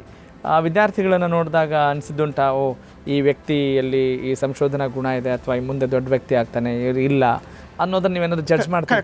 ಖಂಡಿತ ಜಡ್ಜ್ ಮಾಡೋಕ್ಕಾಗತ್ತೆ. ಯಾಕೆಂದರೆ ಕೆಲವು ವಿದ್ಯಾರ್ಥಿಗಳು ಸಂಶೋಧನೆಯನ್ನು ಬಹಳ ಇಷ್ಟಪಟ್ಟು ಮಾಡ್ತಾರೆ. ಅಂದರೆ ಆ ಸಂಶೋಧನೆಯಲ್ಲಿ ಅವರು ಸಮಯದ ಬಗ್ಗೆ ನೋಡೋದಿಲ್ಲ. ಕೆಲವೊಂದು ಸಲ ರಾತ್ರಿ 12 ಗಂಟೆ 1 ಗಂಟೆ ತನಕ ಎಕ್ಸ್ಪೆರಿಮೆಂಟ್ ಮಾಡಬೇಕಾಗತ್ತೆ. ಆವಾಗ ಅವರು ಏಕಾತ್ಮತೆಯಿಂದ ಅದನ್ನು ಮಾಡ್ತಾ ಇರ್ತಾರೆ, ತುಂಬ ಏಕಾಗ್ರತೆಯಿಂದ ಅದನ್ನು ಮಾಡ್ತಾ ಇರ್ತಾರೆ. ಅಂದರೆ ಅದು ಪರ್ಸನಲ್ ಇಂಟ್ರೆಸ್ಟ್. ಇಲ್ಲಿ ಯಾವುದೇ ರೀತಿ ಪ್ರೆಷರ್ ಇರಲ್ಲ ಯಾರ ಮೇಲೂ. ನಾವು ಅವರಿಗೆ ನಿಮಗೋಸ್ಕರ ಕೆಲಸ ಇಚ್ಛೆ ಇದ್ರೆ ಮಾತ್ರ ಮಾಡಿ ಅಂತ ಹೇಳ್ತೀವಿ. ಬಟ್ ಅದರಲ್ಲಿ ಕೆಲವರು ಮಾತ್ರ ಅದನ್ನು ತಗೋತಾರೆ, ಕೆಲವರು ತುಂಬ ಕೆಲಸ ಮಾಡ್ತಾರೆ. ಆವಾಗ ಗೊತ್ತಾಗತ್ತೆ ಇವರು ಮುಂದೆ ಏನೋ ಒಂದು ಸಂಶೋಧಕರಾಗ್ತಾರೆ. ಅಂದರೆ ಪರ್ಸನಲ್ ಇಂಟ್ರೆಸ್ಟಲ್ಲಿ ಹೋಗ್ಬೇಕು. ಯಾಕೆಂದ್ರೆ ಇದು ಮಾರ್ಕ್ಸ್ ಸಿಸ್ಟಮ್ ಅಲ್ಲ, ಇದು ಸಂಶೋಧನೆ ಎನ್ನುವಂಥದ್ದು ಒಂದು ಫ್ಯಾಷನ್ ಅಷ್ಟೇ. ಈಗ ಅಪ್ಲಿಕೇಶನ್ಸ್ಗಳ ಬಗ್ಗೆ ಮಾತನಾಡೋಣ. ನಿಮ್ಮ ಸಾಧನೆಯ, ನಿಮ್ಮ ಸಂಶೋಧನೆಯ ಒಂದಿಷ್ಟು ಉತ್ಪನ್ನಗಳನ್ನು ನಾವು ನೋಡ್ಬೋದು ಅಂತ ಅನಿಸುತ್ತೆ. ಗ್ಲಾಸ್ ಆಗಿರ್ಬೋದು, ಬ್ಯಾಟ್ರಿ ಆಗಿರ್ಬೋದು, ಅಲಂಕಾರಿಕ ವಸ್ತುಗಳಿರ್ಬೋದು, ಅದನ್ನು ನಮ್ಮ ವೀಕ್ಷಕರಿಗೆ ತೋರಿಸುವಂಥ ಒಂದು ಪ್ರಯತ್ನವನ್ನು ಮಾಡ್ಬೋದಾ ಸರ್? ಇದು ಅಡಿಕೆಯಿಂದ ಮಾಡಿದಂತಹ ಒಂದು ಇದು ಗ್ಲಾಸ್ ಅಂತ. ಸೊ ಇದು ಗ್ಲಾಸ್ ಅನ್ನೋದಕ್ಕಿಂತ ಹೆಚ್ಚಾಗಿ ಇದು ಒಡೆಯಲ್ಲ. ಹಾಗಾಗಿ ನಾವು ಇದನ್ನ ಡಿಫ್ರೆಂಟ್ ಟೈಪ್. ಇದು ಯಾಕೆ ಡಿಫ್ರೆಂಟ್ ಟೈಪ್ ಅಂದ್ರೆ ಇದರಲ್ಲಿ ಕಡಿಮೆ ಪ್ರಮಾಣದ ಅಡಿಕೆಯನ್ನು ಹಾಕಿದೀವಿ, ಇದರಲ್ಲಿ ಜಾಸ್ತಿ ಪ್ರಮಾಣದ ಅಡಿಕೆ ಹಾಕಿದೀವಿ. ಎರಡು ಸ್ಟ್ರೆಂತ್ ಇದು ತುಂಬಾ ಜಾಸ್ತಿ ಇದೆ, ಇದು ಕಡಿಮೆ ಇದೆ. ಅಂದ್ರೆ ಕಲರ್ ಈ ಕಲರ್ ಇಂದ ಈ ಕಲರ್ ತನಕ ಹೇಗೆ ಬೇಕಾದ್ರೂ ಮಾಡ್ಬೋದು. ಮಧ್ಯದ ಯಾವ ಕಲರ್ ಬೇಕಾದ್ರೂ ಅಡಿಕೆಯ ಕಾನ್ಸಂಟ್ರೇಷನ್ಗಳನ್ನ ಚೇಂಜ್ ಮಾಡೋದ್ರಿಂದ ಮಾಡ್ಬೋದು. ಇದರ ಅಡ್ವಾಂಟೇಜ್ ಏನಂದ್ರೆ ಇದು ಒಡೆಯಲ್ಲ. ನಾನು ಇದನ್ನ ಬೀಳಿಸ್ತಾ ಇದ್ದೀನಿ, ಏನೂ ಆಗಲ್ಲ. ಇದನ್ನು ಸೊ ಇದು ಇದಾಗಿ ಸೌಂಡ್ ಕೂಡ ಬರಲ್ಲ, ಬಿದ್ದಿದ್ದು ಹಾಗೆ ಇದಾಗತ್ತೆ. ಬಟ್ ಇನ್ನೊಂದು ಇದರದ್ದು ಅಂದ್ರೆ ಅದು ಯಾವುದೇ ವ್ಯತ್ಯಾಸ ಆಗಲ್ಲ ಅಂತ, ಯಾವ ಹಾಗೆ ಇಲ್ಲ ಅಂತ. ಸೊ ಇನ್ನೊಂದು ಇದರಲ್ಲಿ ನೀವು ಹೋಲ್ ಮಾಡ್ಬೋದು. ರಂಧ್ರಗಳು ನಿಮಗೆ ಕಾಣಿಸ್ತಾ ಇದೆ. ಡ್ರಿಲ್ ಮಾಡ್ಬೋದು ಅಂತ. ಡ್ರಿಲ್ ಮಾಡ್ಬೋದು. ಡ್ರಿಲ್ಲಿಂಗ್ ಮಾಡಿ ನೀವು ಹೇಗೆ ಬೇಕಾದ್ರೂ ನಿಮ್ಗೆ ಬೇಕಾದಾಗೆ ಯೂಸ್ ಮಾಡ್ಕೋಬಹುದು. ಸೊ ಇದರ ಅಪ್ಲಿಕೇಶನ್ ತುಂಬಾ ಇದೆ. ಎಲ್ಲೆಲ್ಲಿ ನೀವು ವಿಚಾರ ಮಾಡ್ತೀರಾ ಅಲ್ಲೆಲ್ಲ ತುಂಬಾ ಸ್ಟ್ರಾಂಗ್ ಇದೆ. ಇದು ಅಷ್ಟು ಈಸಿಯಲ್ಲಿ ಬ್ರೇಕ್ ಆಗಲ್ಲ ಇದು. ಸೊ ಬೆಂಡ್ ಕೂಡ ಆಗತ್ತೆ. ಬೆಂಡ್ ಆಗುತ್ತೆ ಆದ್ರೆ ಬ್ರೇಕ್ ಆಗಲ್ಲ. ಬೆಂಡ್ ಆಗತ್ತೆ, ಬ್ರೇಕ್ ಆಗಲ್ಲ. ಇದರ ಅಪ್ಲಿಕೇಶನ್ ನೀವು ಎಷ್ಟು ಥಿಂಕ್ ಮಾಡ್ತೀರೋ ಅದು. ಇವಾಗ ನಾವು ಇದರ ಪ್ರಯೋಜನಗಳು ಅಂದ್ರೆ ಪ್ರಯೋಜನ ನಾವು ಈಗ ಏರೋಸ್ಪೇಸ್ ಅಲ್ಲಿ ಈ ಸ್ಯಾಟಲೈಟ್ಗಳಲ್ಲಿ ನಾವು ಇದನ್ನು ಯೂಸ್ ಮಾಡುವ. ಯಾಕಂದ್ರೆ ಇದು 200 ಡಿಗ್ರಿಯಲ್ಲಿ ಕೂಡ ಏನೂ ಆಗಲ್ಲ. ನೀವು ಅಡಿಕೆಯನ್ನು ಹಾಕದೇ ಇದ್ರೆ 100 ಡಿಗ್ರಿಯಲ್ಲಿ ಮೆಲ್ಟ್ ಆಗಿ ಹೋಗುತ್ತೆ. ಈ ಅಡಿಕೆಯನ್ನ ಇದ್ರ ಜೊತೆಗೆ ಆ್ಯಡ್ ಮಾಡಿದಾಗ 200 ಡಿಗ್ರಿ ಹೋದ್ರೂ ಇದೇನೂ ಆಗಲ್ಲ. ಸೊ ಇದು ಈ ಏರೋಸ್ಪೇಸ್ ಡಿಫೆನ್ಸ್ ಸೆಕ್ಟರ್ಗಳಿಗೆಲ್ಲ ಇಂತಹ ಮಟೀರಿಯಲ್ಗಳು ಬೇಕಾಗುತ್ತೆ. ಯಾಕೆಂದರೆ ಅವರಿಗೆ ತುಂಬ ಹೈ ಟೆಂಪ್ರೇಚರ್ಗಳಲ್ಲಿ ವಿತ್ಸ್ಟ್ಯಾಂಡ್ ಆಗುವಂಥ ಮೆಟೀರಿಯಲ್ಗಳು ಬೇಕಾಗುತ್ತೆ. ಇದು ಅಲ್ಲಿ ಅಪ್ಲಿಕೇಶನ್. ಇನ್ನೊಂದು ಅಪ್ಲಿಕೇಶನ್ ಏನಂದರೆ ಈ ಡ್ರೋನ್ಗಳು. ಈ ಡ್ರೋನ್ಗಳಲ್ಲಿ ಈ ಅಡಿಕೆಯಿಂದ ಮಾಡಿದಂಥ ಡ್ರೋನದ ಬಿಡಿಭಾಗಗಳನ್ನು ನಾವು ಮಾಡಿದ್ರೆ ಸುಮಾರು ಒಂದು 10-15 kg ವೇಟನ್ನು ಇದು ತಗೊಳುತ್ತೆ. ಅಂದ್ರೆ ತುಂಬಾ ಸ್ಟ್ರಾಂಗ್ ಆಗಿರುತ್ತೆ. ಸೊ ಈಗ ನಮ್ಮ ಕೃಷಿಯಲ್ಲಿ ನಾವು ಔಷಧಿ ಸಿಂಪಡಣೆಗಳನ್ನೆಲ್ಲ ಡ್ರೋನ್ಗಳಲ್ಲಿ ಮಾಡಿಬಿಡ್ಬೋದು. ಒಂದು 15 ಲೀಟರ್ದು ಔಷಧಿಯ ಟ್ಯಾಂಕ್ಗಳನ್ನು ಇದ್ರ ಜೊತೆಗೆ ಹಾಕಿಬಿಟ್ರೆ, ಹೋಲ್ ಮಾಡಿರೋದ್ರಿಂದ ಹೋಲಿಗೆ ಟ್ಯಾಂಕ್ ಫಿಕ್ಸ್ ಮಾಡಿಬಿಟ್ರೆ ಡ್ರೋನೇ ತೊಗೊಂಡು ಹೋಗ್ಬಿಡುತ್ತೆ. ಇದು ಎಷ್ಟು ಸಮಯ ಬೇಕಾಯ್ತು ನಿಮಗೆ ಇಂತಹ ಒಂದು ಅಪ್ಲಿಕೇಶನ್ಸ್ಗಳನ್ನ ಕೊಡ್ಬೋದು ಅಂತ? ಇದೊಂದು ಕಳೆದ 3 ವರ್ಷಗಳಿಂದ ಅಪ್ಲಿಕೇಶನ್ ಬಗ್ಗೆನೇ ವರ್ಕ್ ಮಾಡ್ತಾ ಇದ್ವಿ. ಈಗ ಸುಮಾರು 1-1.5 ತಿಂಗಳ ಹಿಂದೆ ಕರ್ನಾಟಕದ areca nut task force chairman Shri Araga Jnanendra sir ಅವರು, ತೀರ್ಥಹಳ್ಳಿ MLA ಅವರು, ಅವ್ರ ಜೊತೆ ಒಂದ್ಸಲ ಮಾತಾಡಿದೆ. ಆಮೇಲೆ ಫೋನ್ನಲ್ಲಿ ಅಷ್ಟೇ ಮಾತಾಡಿದ್ದು, ಬೇರೆ ಯಾವ ಪರಿಚಯವೂ ಇರಲಿಲ್ಲ. ಅವರು ಇಮಿಡಿಯೇಟ್ ಆಗಿ ಹೇಳಿದ್ರು, ನೀವು ವಿಧಾನಸೌಧಕ್ಕೆ ಬಂದು ನನ್ನನ್ನು ಮೀಟ್ ಆಗಿ ಅಂತ. ಸೊ ಅವ್ರನ್ನ ಮೀಟ್ ಆದ ಕೂಡಲೇ ಹೇಳಿದ್ರು, ನಾನು ಅರೇಕಾ ನಟ್ ಟಾಸ್ಕ್ ಫೋರ್ಸ್ ನಲ್ಲಿ ನಿಮ್ಮನ್ನು ಕರಿತೀನಿ, ಅಲ್ಲಿ ಎಲ್ಲ ಬೆಳೆಗಾರರು ಬಂದಿರ್ತಾರೆ, ಅಲ್ಲಿ ನೀವು ಹೇಳಿ ಅಂತ. ಸೊ ಅದೊಂದು ದೊಡ್ಡ ವೇದಿಕೆಯನ್ನ, ಅಡಿಕೆಯ ಬೆಲೆ ಇನ್ನೂ ಜಾಸ್ತಿ ಆಗುತ್ತೆ ಅಂತ ಹೇಳ್ತೀರಿ? ಆ ಅಡಿಕೆ ಬೆಲೆ ಜಾಸ್ತಿ ಆಗತ್ತೆ ಅನ್ನೋದಕ್ಕಿಂತ ಹೆಚ್ಚಾಗಿ ಬೀಳೋದಿಲ್ಲ ಅಂತ. ಯಾಕಂದ್ರೆ ಜಾಸ್ತಿ ಆಗ್ಬಿಟ್ರೆ ಬಿಸ್ನೆಸ್ ಬಿದ್ದೋಗುತ್ತೆ. ಕರೆಕ್ಟ್. ಯಾಕೆಂದ್ರೆ ಪ್ರಾಡಕ್ಟ್ಗಳ ವ್ಯಾಲ್ಯೂವನ್ನು ಪದೇ ಪದೇ ಪದೇ ಚೇಂಜ್ ಮಾಡೋಕ್ಕಾಗಲ್ಲ. ಹೌದು. ಒಂದು ಪ್ರಾಡಕ್ಟ್ಗಳು ಒಂದು ರೇಟನ್ನು ಫಿಕ್ಸ್ ಮಾಡಿದ್ಮೇಲೆ ಅದು ಚೇಂಜ್ ಆಗ್ತಾ ಹೋದ್ರೆ ಸಸ್ಟೈನಬಲ್ ಎಕಾನಮಿ. ಆ ಪ್ರಾಡಕ್ಟ್ ಬಗ್ಗೆ, ಇದು ಅಡಿಕೆಯಿಂದ ಮಾಡಿದಂಥ ಪೈಪ್, ಇದು ತುಂಬಾ ಸ್ಟ್ರಾಂಗ್ ಇದೆ. ಇದು ನಾರ್ಮಲ್ PVC ಪೈಪ್ಗಿಂತ ಕಾಸ್ಟ್ಲಿ ಆಗುತ್ತೆ, ಬಟ್ ಇದು ಒನ್ ಟೈಮ್. ಇದು ಓಕೆ, ಕಾಸ್ಟ್ಲಿ ಆಗುತ್ತೆ ಬಟ್ ಒನ್ ಟೈಮ್ ಅದು ಒಡೆಯಲ್ಲ. ಈಗ ನಾರ್ಮಲ್ PVC ಪೈಪ್ ಕಾಸ್ಟ್ಲಿ ಆಗುತ್ತೆ ಅನ್ನೋದು, ಆ ಪದಾರ್ಥಗಳು ಸಿಗೋದು ಬಹಳ ವಿರಳ ಅಂತನಾ? ಕಾಸ್ಟ್ಲಿ ಆಗುತ್ತೆ ಅನ್ನೋದಕ್ಕಿಂತ ಹೆಚ್ಚಾಗಿ ಇನ್ನು ಮಾರ್ಕೆಟ್ ಅಲ್ಲಿ ಬಂದಿಲ್ಲ ಅಂತ. ಬಹುಶಃ ಎಲ್ಲರೂ ಯೂಸ್ ಮಾಡೋಕ್ಕೆ ಸ್ಟಾರ್ಟ್ ಮಾಡಿದ್ಮೇಲೆ ಬೆಲೆ ಇಳುತ್ತೆ. ಅಂದ್ರೆ ಕನ್ಸ್ಯೂಮರ್ ರಿಕ್ವೈರ್ಮೆಂಟ್ ಜಾಸ್ತಿ ಆಗ್ತಿದೆ, ತುಂಬಾ ಸ್ಟ್ರಾಂಗ್ ಇದೆ. ಈಗ ಈ ಕಬ್ಬಿನ ಬೆಳೆಗಾರರು ಅವ್ರು ಏನ್ ಮಾಡ್ತಾರೆ ಅಂದ್ರೆ, ಕಬ್ಬು ತೆಗೆಯುವಾಗ ಕತ್ತಿ ತಗೊಂಡು ಕಬ್ಬನ್ನ ಕಟ್ ಮಾಡ್ತಾರೆ. ಆ ಟೈಮ್ದಲ್ಲಿ ಅವ್ರು ನೀರಿಗೆ ಹಾಕಿರೋ ಪೈಪ್ ಎಲ್ಲ ಒಡೆದೋಗುತ್ತೆ. ತುಂಬಾ ಜನ ಕೃಷಿಯಲ್ಲಿ ಅದನ್ನ ಹಾಕ್ಬಿಟ್ರೆ, ಅವ್ರ ಕತ್ತಿಯೆಲ್ಲ ಹಾಕಿದ್ರು ಒಂದು ಲೈನ್ ಬರುತ್ತೆ ಹೊರತು ಪೈಪ್ ಹೊಡೆಯಲ್ಲ. ಹಾಗಾಗಿ ಅವರಿಗೆ ತುಂಬಾ ಹೆಲ್ಪ್ ಆಗುತ್ತೆ ಅಂತ ತುಂಬಾ ಕಬ್ಬು ಬೆಳೆಗಾರರು ಇದ್ರ ಬಗ್ಗೆ ಹೇಳಿದ್ದಾರೆ, ನಮ್ಗೆ ಇಂಥ ಪೈಪ್ಗಳು ಬೇಕು ಅಂತ. ಅದೇ ರೀತಿಯಾಗಿ ಅಲಂಕಾರಿಕ ಒಂದು ಬಳೆಯನ್ನ ಮಾಡಿದ್ದೀವಿ ನೀವು. ಇದು ಸುಮಾರು ಡೈಮಂಡ್ ಬಳೆ ಹಾಗೆ ಕಾಣುತ್ತೆ ಇದು. ಹೌದು, ಬಟ್ ತುಂಬಾ ಗಟ್ಟಿಯಾಗಿದೆ, ಏನು ಹೊಡೆಯಲ್ಲ. ಓಕೆ, ಅಂದ್ರೆ ಇದು unisex bangle. Correct. Okay okay. ಅಂದ್ರೆ ಇದರ ಅಪ್ಲಿಕೇಶನ್ಸ್ ತುಂಬಾ ನೀವು ವಿಚಾರ ಮಾಡಿದಷ್ಟು ಬರುತ್ತೆ, ಯೋಚನೆ ಮಾಡಿದಷ್ಟು ಅಪ್ಲಿಕೇಶನ್ ಮಾಡಬಹುದು. ಅಂದ್ರೆ ಲೈಟ್ ವೇಟ್ ಇರೋದ್ರಿಂದ ಎಲ್ಲೆಲ್ಲಿ ವೇಟ್, ಮತ್ತೆ ಇನ್ನೊಂದು ನಿಮ್ಮ ಟೇಬಲ್ಗಳಾಗ್ಲಿ, ಆಫೀಸ್ ಕಬರ್ಡ್ಸ್ ಆಗಲಿ, ಮನೆ ಕಬರ್ಡ್ಸ್ಗಳಾಗಲಿ, ಅಲ್ಲೆಲ್ಲ ನೀವು ಇದನ್ನು ಯೂಸ್ ಮಾಡ್ಕೋಬಹುದು. ಇದು ನಮ್ಮ ಲ್ಯಾಬಲ್ಲಿ ರೆಡಿ ಮಾಡಿದ್ದೀವಿ. ಇದು ಅಡಿಕೆಯಿಂದ ಮಾಡಿದಿರುವಂಥ ಸೂಪರ್ ಕೆಪಾಸಿಟಿ. ಇದು ಅರೌಂಡ್ 2 to 3 ವೋಲ್ಟ್ ಬರುತ್ತೆ. ಓಕೆ. ಸೊ ಇದರಲ್ಲಿ ಸಂಪೂರ್ಣವಾಗಿ ಅಡಿಕೆ ಅಂದ್ರೆ ಬ್ಯಾಟ್ರಿ ಎಲ್ಲೆಲ್ಲಿ ಬಳಸಬಹುದು, ಎಲ್ಲದಕ್ಕೂ ಆಗುತ್ತೆ. ಈಗ ನಾವು ನಮ್ಮ ಲ್ಯಾಬ್ ಸ್ಕೇಲಲ್ಲಿ ಕೇಂದ್ರ ಸರ್ಕಾರದ ಸಹಯೋಗದಲ್ಲಿ ಮಾಡಿರುವಂಥದ್ದು, ಅಂದ್ರೆ ಕೇಂದ್ರ ಸರ್ಕಾರದ ಫಂಡಿಂಗ್ ಇದೆ ಇದಕ್ಕೆ. ಸೊ ಇದನ್ನ ನಾವು ಈ ವೆಹಿಕಲ್ಸ್ಗಳಿಗೆ ಕನ್ವರ್ಟ್ ಮಾಡಿದ್ರೆ ಖಂಡಿತ ಅಡಿಕೆ ತುಂಬಾ ಬೇಕಾಗತ್ತೆ ಅದಕ್ಕೆ. ಸೊ ಖಂಡಿತವಾಗಿಯೂ ಅದನ್ನು ಫೈನ್ ಟ್ಯೂನ್ ಮಾಡಿದ್ರೆ ನಾವು ಅದನ್ನು ಅದರಲ್ಲಿ ಯೂಸ್ ಮಾಡ್ಕೋಬಹುದು. ಇನ್ನೊಂದು ಅಡಿಕೆಯಿಂದನೇ ಮಾಡಿದಂಥ ಇನ್ನೊಂದು ಈ ನೀರಿನ ಶುದ್ಧೀಕರಣ ಅಂತ ಹೇಳಿದೆ. ಈ ರೀತಿ ಅಡಿಕೆಯಿಂದ ಮಾಡಿದಂಥ ಮೆಂಬ್ರೇನ್ ಅಂತ ಹೇಳ್ತಾರೆ. ಇದು ಟಿಶ್ಯೂ ಪೇಪರ್ ಇದ್ದಾಗೆ ಇದೆ. ಇದು ಮೆಂಬ್ರೇನ್ ಅಂತ ಇರುತ್ತೆ. ಇದನ್ನ ನೀವು ಮುದ್ದೆ ಕಟ್ಟಿ ನೀರಲ್ಲಿ ಹಾಕ್ಬಿಟ್ರೆ ನೀರಲ್ಲಿರುವಂಥ ಎಲ್ಲ ಇಂಪ್ಯೂರಿಟೀಸ್ಗಳಾಗಲಿ, ಡಸ್ಟ್ ಆಗಲಿ, ಇದು ಅಬ್ಸಾರ್ಬ್ ಮಾಡ್ಕೊಳ್ಳುತ್ತೆ. ಸೊ ಆಮೇಲೆ ಇದನ್ನು ತೆಗೆದು ಒಗೆದ್ಬಿಟ್ರೆ ಆ ನೀರು ಕ್ಲಿಯರ್ ಆಗುತ್ತೆ. ಈಗ ನಮ್ಮ ಬೆಂಗಳೂರಿನ ಲೇಕ್ಗಳ ಸಮಸ್ಯೆಗಳಿಗೆ ದೊಡ್ಡದಾದ ಇದೊಂದು ಬೌಲ್ ಮಾಡಿ ಹಾಕಿಬಿಟ್ರೆ ಸುಮಾರು 1 ತಿಂಗಳ ನಂತರ ಅದನ್ನು ತೆಗೆದ್ರೆ ಅಲ್ಲಿರುವಂಥ ಎಲ್ಲ ಕಂಟಾಮಿನೆಂಟ್ಗಳನ್ನು ಅದು ಅಬ್ಸಾರ್ಬ್ ಮಾಡ್ತಾರೆ. ಅದು ಪೇಪರ್ ಅಂತಾನೆ ಹೇಳ್ಬೋದಲ್ಲ? ಪೇಪರ್, ಇದು ಮೆಂಬ್ರೇನ್ ಅಂತ. ಮೆಂಬ್ರೇನ್ ಅಂತ. ಓಕೆ. ಅದು ಸ್ವಲ್ಪ ರಬ್ಬರು ಅಲ್ಲ ಅಥವಾ ಕಾಗದವೂ ಅಲ್ಲ ಅನ್ನೋ ಥರದಲ್ಲಿದೆ. ಇದನ್ನು ನೀವು ಆಸ್ಪತ್ರೆಗಳಲ್ಲಿ ಟಿಶ್ಯೂ ಪೇಪರ್ ಆಗಿ ಕೂಡ ಯೂಸ್ ಮಾಡ್ಬೋದು. ಯಾಕಂದರೆ ಇದು ಆ್ಯಂಟಿ ಬ್ಯಾಕ್ಟೀರಿಯಲ್ ಇರೋದ್ರಿಂದ ಕೈಗೆ ಯಾವುದೇ ರೀತಿ ಬ್ಯಾಕ್ಟೀರಿಯಾಗಳೆಲ್ಲ ಕುತ್ಕೊಳ್ಳಲ್ಲ, ಎಲ್ಲ ಕ್ಲೀನಾಗಿ ಮಾಡ್ಕೋಬೋದು. ಇದು ಸೂಪರ್. ಅಂದರೆ ಇದರ ಅಪ್ಲಿಕೇಶನ್ಸ್ ಏನು ಜಾಸ್ತಿ ಮಾಡೋ ನಿಟ್ಟಿನಲ್ಲಿ ನೀವು ಸಂಶೋಧನೆ ಮಾಡ್ತಾ ಇದ್ದೀವಿ. ಇನ್ನೇನೇನು ಅಪ್ಲಿಕೇಶನ್ ನಾವು ಇದರಲ್ಲಿ ಮಾಡ್ಕೋಬಹುದು. ಇದು ಅಡಕೆಗೆ ಮಾತ್ರ ಸೀಮಿತನಾ ನಿಮ್ಮ ಸಂಶೋಧನೆ ಅಥವಾ ಬೇರೆದೆಲ್ಲ ಮಾಡ್ತಾ ಇದೀವಿ ನಾವು? ನಾನು ಮುಂಚೆನೆ ಹೇಳಿದಾಗೆ ಈರುಳ್ಳಿ ಸಿಪ್ಪೆಯಿಂದ ಆಮೇಲೆ ಬೆಳ್ಳುಳ್ಳಿ ಸಿಪ್ಪೆಯಿಂದ ಮಾಡ್ತಾ ಇದ್ದೀವಿ. ಈರುಳ್ಳಿ ಸಿಪ್ಪೆಯಿಂದ ಏನ್ ಮಾಡಬಹುದು ಅಂತ ಯೋಚನೆ ಮಾಡಿ. ಈರುಳ್ಳಿ ಸಿಪ್ಪೆಯಿಂದ ಅಂದ್ರೆ ಈರುಳ್ಳಿ ಸಿಪ್ಪೆಯಿಂದಲೂ ತುಂಬಾ ಒಳ್ಳೆ ರಿಸಲ್ಟ್ ಬಂದಿದೆ. ಆದ್ರೆ ಕಾರ್ಬನ್ ಕಂಟೆಂಟ್ ಕಡಿಮೆ ಇದೆ ಈರುಳ್ಳಿ ಸಿಪ್ಪೆಯಲ್ಲಿ. ಬಟ್ ಇದೇನಂದ್ರೆ ಈರುಳ್ಳಿ ಸಿಪ್ಪೆ ನಿಮ್ಗೆ ಟನ್ ಗಟ್ಟಲೆ ಸಿಗೋದು ಅಷ್ಟು ಈಸಿ ಇಲ್ಲ. ಯಾಕಂದ್ರೆ ಇವೆಲ್ಲ ಇಕೋ ಫ್ರೆಂಡ್ಲಿ ಅಂತ ಎಲ್ಲವೂ ತುಂಬಾ ಇಂಪಾರ್ಟೆಂಟ್. ಯಾಕಂದ್ರೆ ವೇಸ್ಟ್ ಟು ವೆಲ್ತ್ ಅನ್ನೋ ಕಾನ್ಸೆಪ್ಟ್ ಅಲ್ಲಿ ಮಾಡಿರುವಂತದ್ದು. ಕಸದಿಂದ ರಸದ ಕಾನ್ಸೆಪ್ಟ್ ಇದು. ಬಟ್ ಏನಾಗತ್ತಂದ್ರೆ ನಿಮಗೆ 1 ಟನ್ ನ್ಯಾನೋ ಪಾರ್ಟಿಕಲ್ ಪ್ರೊಡಕ್ಷನ್ ಮಾಡಬೇಕಂದ್ರೆ ನಿಮಗೆ 3 ಟನ್ ಈರುಳ್ಳಿ ಸಿಪ್ಪೆ ಬೇಕಾಗುತ್ತೆ. ಅಂದ್ರೆ ಆಲ್ಮೋಸ್ಟ್ 30-33% ಈಲ್ಡ್ ಅದು. ಸೊ ಅದೇನಾಗತ್ತಂದ್ರೆ ಈರುಳ್ಳಿ ಸಿಪ್ಪೆಯನ್ನು 3 ಟನ್ ಈರುಳ್ಳಿ ಸಿಪ್ಪೆ ತಗೊಂಡು ಅದನ್ನ ಪೌಡರ್ ಆಗಿ ನೀವು ಕನ್ವರ್ಟ್ ಮಾಡಬೇಕು. ಸಿಪ್ಪೆಯನ್ನು ಪೌಡರ್ ಮಾಡೋದು ಅಷ್ಟು ಈಸಿ ಅಲ್ಲ, ತುಂಬಾ ಟೈಮ್ ಬೇಕು. ಅಡಿಕೆಯಲ್ಲಿ ಅಡ್ವಾಂಟೇಜ್ ಏನಂದ್ರೆ ಅಡಿಕೆಯನ್ನು ಡೈರೆಕ್ಟ್ ತಗೊಂಡು ಪೌಡರ್ ಮಾಡಿಬಿಡ್ಬೋದು. ಮತ್ತೆ ಅಡಿಕೆ ನಿಮಗೆ 1000 ಟನ್ ಬೇಕಾದರೂ ಅಡಿಕೆ ಸಂಘಗಳಲ್ಲಿ ಸಿಗುತ್ತೆ. ಅಂದ್ರೆ ಯಾವುದೇ ನ್ಯಾನೋ ಪಾರ್ಟಿಕಲ್ಗಳಿಗೆ ಪ್ರಿಕರ್ಸರ್ ತುಂಬಾ ಮುಖ್ಯ ಆಗುತ್ತೆ. ಪ್ರಿಕರ್ಸರೇ ಸಿಗದೇ ಇದ್ರೆ ಯಾವ ನ್ಯಾನೋ ಪಾರ್ಟಿಕಲ್ ತಯಾರಾಗಲ್ಲ. ಅಡಿಕೆ ಅಂತ ಒಳ್ಳೆ ಪ್ರಿಕರ್ಸರು ಎಲ್ಲೂ ಸಿಗಲ್ಲ. ಯಾಕಂದರೆ ಇದಕ್ಕೆ ನಿಮ್ಮದೇ ಆದಂಥ ಫ್ಯಾಕ್ಟ್ರಿ ಇದಾವ ಹೇಗೆ? ಇಲ್ಲ, ಅದನ್ನೀಗ Manufacturing. ಈಗ ಅಡಿಕೆ ಬೆಳೆಗಾರರ ಸಂಘದವರು ಮುಂದೆ ಬಂದಿದ್ದಾರೆ. ತುಂಬ ಜನ ಸಂಘದವರು ಈ TSS ಆಗಲಿ ಅಥವಾ ಕ್ಯಾಂಪ್ಕೋ ಆಗಲಿ ಅವರೆಲ್ಲ ಮುಂದೆ ಬಂದಿದ್ದಾರೆ. ಇವನ್ ಅರಗ ಜ್ಞಾನೇಂದ್ರ ಅವರು ಕೂಡ ಕರ್ನಾಟಕ ಸರ್ಕಾರದಿಂದ ಎಲ್ಲ ಸಹಾಯವನ್ನು ಟಾಸ್ಕ್ ಫೋರ್ಸಿಂದ ಮಾಡ್ತೀವಿ ಅಂತ ಹೇಳಿದ್ದಾರೆ. ಹಾಗೆ ಎಲ್ಲರೂ ಸೇರಿಕೊಂಡು ಒಂದೊಂದು ಫ್ಯಾಕ್ಟ್ರಿಯನ್ನು ಓಪನ್ ಮಾಡಿ ಎಲ್ಲ ಪ್ರಾಡಕ್ಟ್ಗಳನ್ನು ಮಾರ್ಕೆಟಿಗೆ ತರುವಂಥ ನಿಟ್ಟಿನಲ್ಲಿ ಶ್ರಮಿಸೋಣ ಅಂತ ಹೇಳಿ ತುಂಬ ರೈತರು ಹೇಳಿದ್ದಾರೆ. ಅದು ಬಹಳಷ್ಟು ಖುಷಿ ವಿಚಾರ. ಎಸ್ ಈ ಖುಷಿ ವಿಚಾರ ಅದು ಕೃಷಿಕರಿಗೂ ಕೂಡ ಬಹಳ ಅನುಕೂಲವಾಗೋ ನಿಟ್ಟಿನಲ್ಲಿ ನೀವು ಪ್ರಯತ್ನ ಪಡ್ತಾ ಇರೋದು ಮತ್ತೊಂದು ವಿಶೇಷ. ಹಾಗೆಯೇ ಈಗ ಮುಂಬರುವ ಯುವಕರಿಗೆ ಅಥವಾ ಈ ಸಾಧನೆಯಲ್ಲಿ ತೊಡಗಿಸ್ಕೊಳ್ಬೇಕು ಅನ್ನೋರಿಗೆ ತಮ್ಮ ಒಂದು ಕಿವಿ ಮಾತೇನು? ಸಂಶೋಧನೆಯಲ್ಲಿ ಎಲ್ಲ ಕಡೆ ನಿಮಗೆ ಎಲ್ಲದೂ ಸಿಗೋದಿಲ್ಲ. ಎಲ್ಲ ಫೆಸಿಲಿಟಿಗಳು ಇದ್ದಲ್ಲೇ ನೀವು ಹೋಗಿ ಮಾಡೋದ್ರಿಂದ ನೀವು ಸಾಧಿಸಿರೋದು ಏನೂ ಇರಲ್ಲ. ಹಾಗಾಗಿ ಇರುವಂತಹ ಫೆಸಿಲಿಟಿಗಳನ್ನು ಯೂಸ್ ಮಾಡಿಕೊಂಡು ಸಂಶೋಧನೆ ಮಾಡಿ. ನಾವು ಬೆಂಗಳೂರಿನವರು, ಕರ್ನಾಟಕದವರಿಗೆ ಬೆಂಗಳೂರು ಸಂಶೋಧನೆಯ ಒಂದು ದೊಡ್ಡ ಕೇಂದ್ರ ಇದು. ಇಲ್ಲಿ ಎಲ್ಲವೂ ಸಿಗತ್ತೆ, ಸುತ್ತಮುತ್ತಲು ಎಲ್ಲ ಕಡೆ ಇದೆ. ಹಾಗಾಗಿ ಎಲ್ಲರ ಜೊತೆ ಕೂತ್ಕೊಂಡು ಸಂಶೋಧನೆಯನ್ನು ಮಾಡಿ, ಸಂಶೋಧನೆಯಲ್ಲಿ ಫೋಕಸ್ ಆಗಿರಿ. ಅದರ ಜೊತೆಗೆ ಸಮಾಜಕ್ಕೆ ಒಳಿತಾಗುವಂಥ ಸಂಶೋಧನೆಯನ್ನು ಕೈಗೊಳ್ಳಬೇಕಾದ್ರೆ ತುಂಬ ಮುಖ್ಯ. ಯಾಕೆಂದರೆ ನಾನು ಈ ಅಡಿಕೆ ಮೇಲಿನ ಸಂಶೋಧನೆ ಇಷ್ಟು ದೊಡ್ಡ ಪ್ರಮಾಣದಲ್ಲಿ ಹೋಗುತ್ತೆ ಅಂತ ನಾನು ಅಂದ್ಕೊಂಡಿರಲಿಲ್ಲ.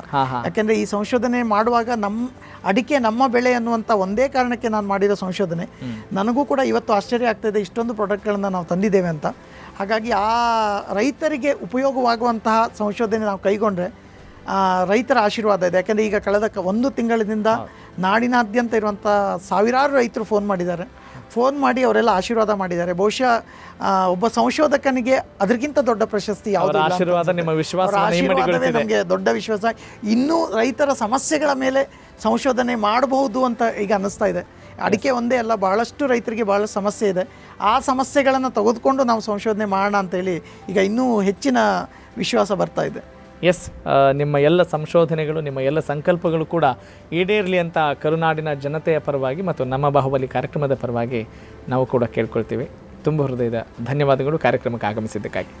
ಧನ್ಯವಾದಗಳು. ನಮ್ಮನ್ನು ಕರೆದು ಇಲ್ಲಿ ನಮ್ಮ ಸಂಶೋಧನೆಯ ಬಗ್ಗೆ ನೀವು ಕರ್ನಾಟಕದ ಜನತೆಗೆ ತಿಳಿಯೋ ಹಾಗೆ ಮಾಡಿದ್ದೀರಾ. TV5ಗೆ ನನ್ನ ತುಂಬ ಹೃದಯದ ಧನ್ಯವಾದಗಳು. ನಮಸ್ಕಾರ ಸರ್. ನಮಸ್ಕಾರ ಸರ್. ಸ್ನೇಹಿತರೆ, ಇಚ್ಛೆ ಇದ್ದರೆ ಏನು ಬೇಕಾದರೂ ಮಾಡಬಹುದು ಅಂತೀವಿ. ಆದರೆ ಆ ಇಚ್ಛೆಯನ್ನು ನಾವು ಸಮಾಜಕ್ಕೆ ಒಳಿತಾಗುವ ನಿಟ್ಟಿನಲ್ಲಿ ನಮ್ಮ ವಿವೇಚನೆಯನ್ನು ಕೂಡ ನಾವು ರೂಢಿಸ್ಕೊಳ್ಬೇಕಾಗತ್ತೆ. ಸೂಕ್ಷ್ಮತೆಯನ್ನು ನಾವು ಕೂಡ ಪಡೆದುಕೊಳ್ಬೇಕಾಗತ್ತೆ. ಈಗಾಗಲೇ ಒಬ್ಬ ಸಂಶೋಧಕನ ಲಕ್ಷಣಗಳು ಹೇಗಿರಬೇಕು ಅನ್ನೋದನ್ನು ಹೇಳಿದಾಗ ಬರೀ ಸಂಶೋಧನೆಗೆ ಅಷ್ಟೇ ಸೀಮಿತವಾಗಿಲ್ಲ, ನಮ್ಮ ಪ್ರತಿನಿತ್ಯದ ಜೀವನಕ್ಕೂ ಕೂಡ ಅವರ ಮಾತುಗಳು ಅತ್ಯಗತ್ಯ ಅಂತ ನನಗನ್ನಿಸ್ತಾ ಇದ್ದಾವೆ. ಬಹಳ ಸ್ಫೂರ್ತಿದಾಯಕ ಮಾತುಗಳನ್ನು ಆಡಿದ್ದಾರೆ. ಅವರ ಮಾತುಗಳು ನಮ್ಮೆಲ್ಲರಿಗೂ ಕೂಡ ಅನುಕೂಲವಾಗುತ್ತೆ ಅನ್ನೋದು ನನ್ನ ನಂಬಿಕೆ. ಹಾಗೆಯೇ ಈ ಕಾರ್ಯಕ್ರಮ ನಿಮಗೆ ಬಹಳ ಇಷ್ಟವಾಗುತ್ತೆ ಅನ್ನೋದು ನನ್ನ ಅನಿಸಿಕೆ. ಇದಾಗಿತ್ತು ನಿಮ್ಮ TV5 ಅರ್ಪಿಸುವ ನಮ್ಮ ಬಾಹುಬಲಿ. ನಾನು ನಿಮ್ಮ ರಾಘವ ಸೂರ್ಯ. ನಮಸ್ಕಾರ.